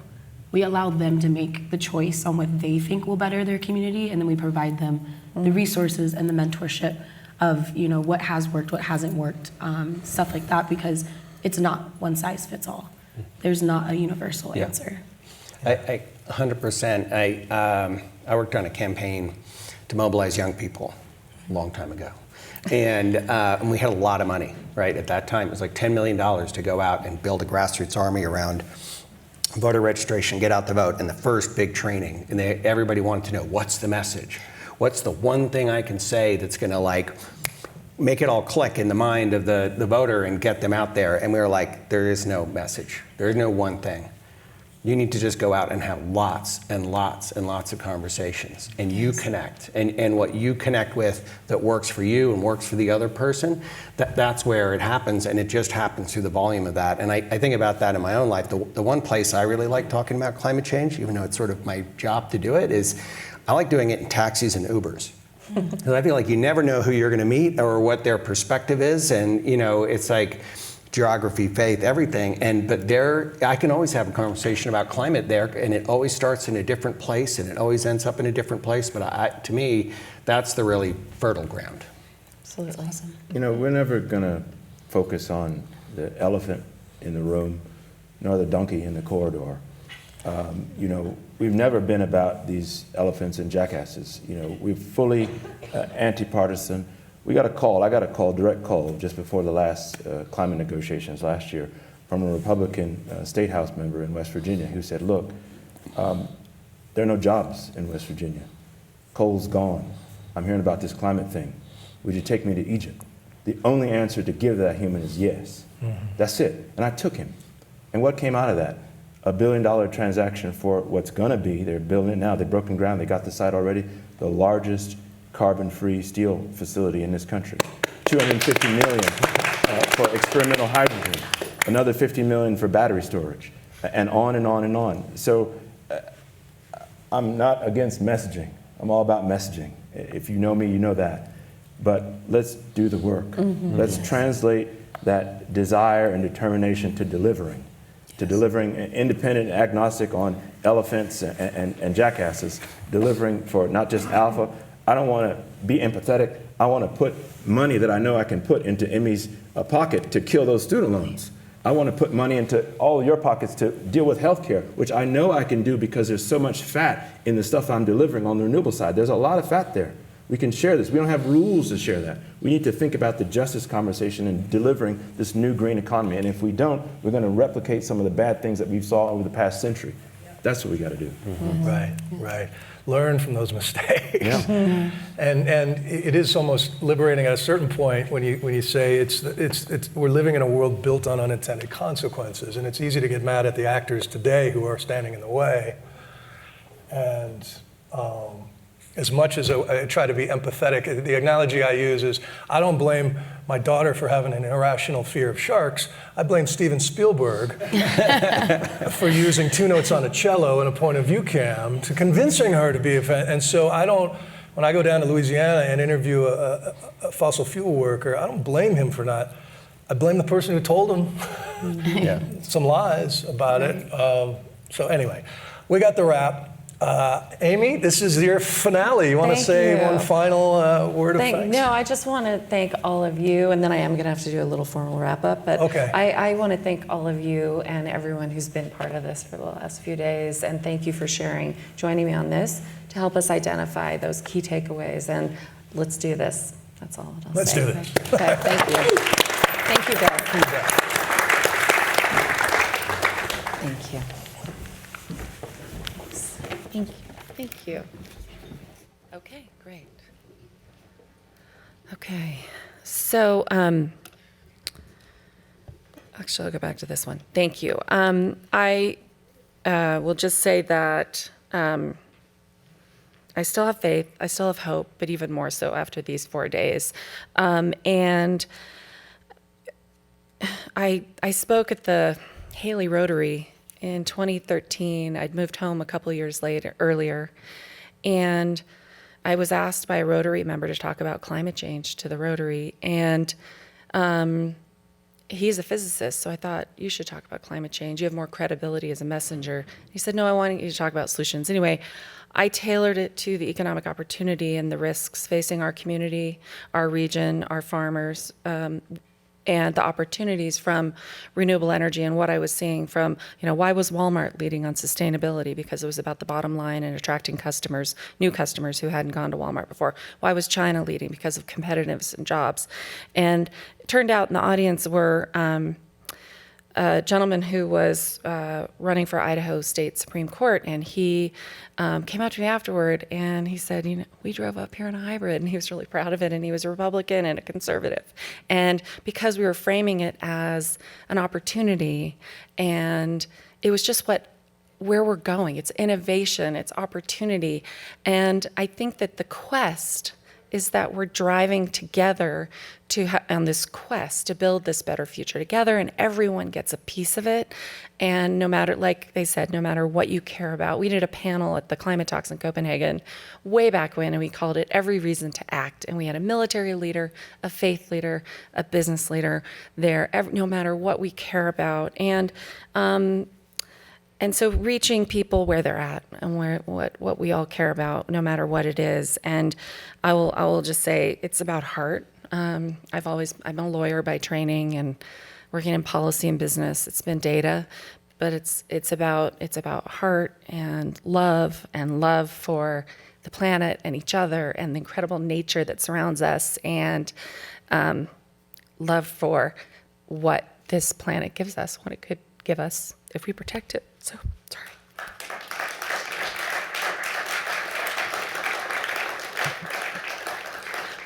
Little heart. So with that, I just really do want to thank everyone who made this possible and give you guys some logistical information. So we have, those of you who are joining us, we have a bus ready for us, a little one, across the street at the Limelight Hotel in the turnaround. It'll be picking up the people who are going north to go rafting. And then a number of us will also be there with individual cars, because some of us are rafting and some of us are hiking up in Stanley. And everyone who's going rafting can expect to be back at the Limelight by 5 p.m. And there's also, same with the hikers and others, some of them will come straight back 5 p.m. Others of us are going to stay for dinner in Stanley. We have a reservation at 5:45 at the Sawtooth Hotel, which is the best place ever, looking at the gorgeous Sawtooth Mountains. And don't you wish you all could be going with us if you made other plans? So we wanted to do that, share that with you guys. What else am I missing logistically? Oh, thanks. So this team at the Ardress Performing Arts Center is incredible. I had over 60 speakers, and so I want to thank the incredible team led by Samuel and the AV team, and Joe, who's back here dealing with us and all of these slides and all of these needs. They are incredible. Please join me in thanking Samuel and Joe and Mike and the whole team at the Ardress. It's not easy. And especially when you have a perfectionist back there. And then I wanted to thank the Limelight Hotel team. BJ Sullivan and the team over there did an incredible job with all of that food, local sourcing, plant-based. They work with us and deliver incredible meals. So please join me also in thanking the Limelight Hotel. Okay, am I missing anything? Did I forget to say anything logistically? Lunch. And we have takeaway lunches outside. Grab one of the salads. There's fruit. Take it. You can sit here outside. Here in Ardress, you can go across the street. Those of you who are going rafting, grab it to take up north with you in the car, and hiking, same thing. So that's from Nourish Me, which is the wonderful health store across the street, and they came together and helped make this happen. So please take lunches, and thank you again, and we look forward to seeing you next year at the Sun Valley Forum and to working with you between now and then to get it done. Thank you.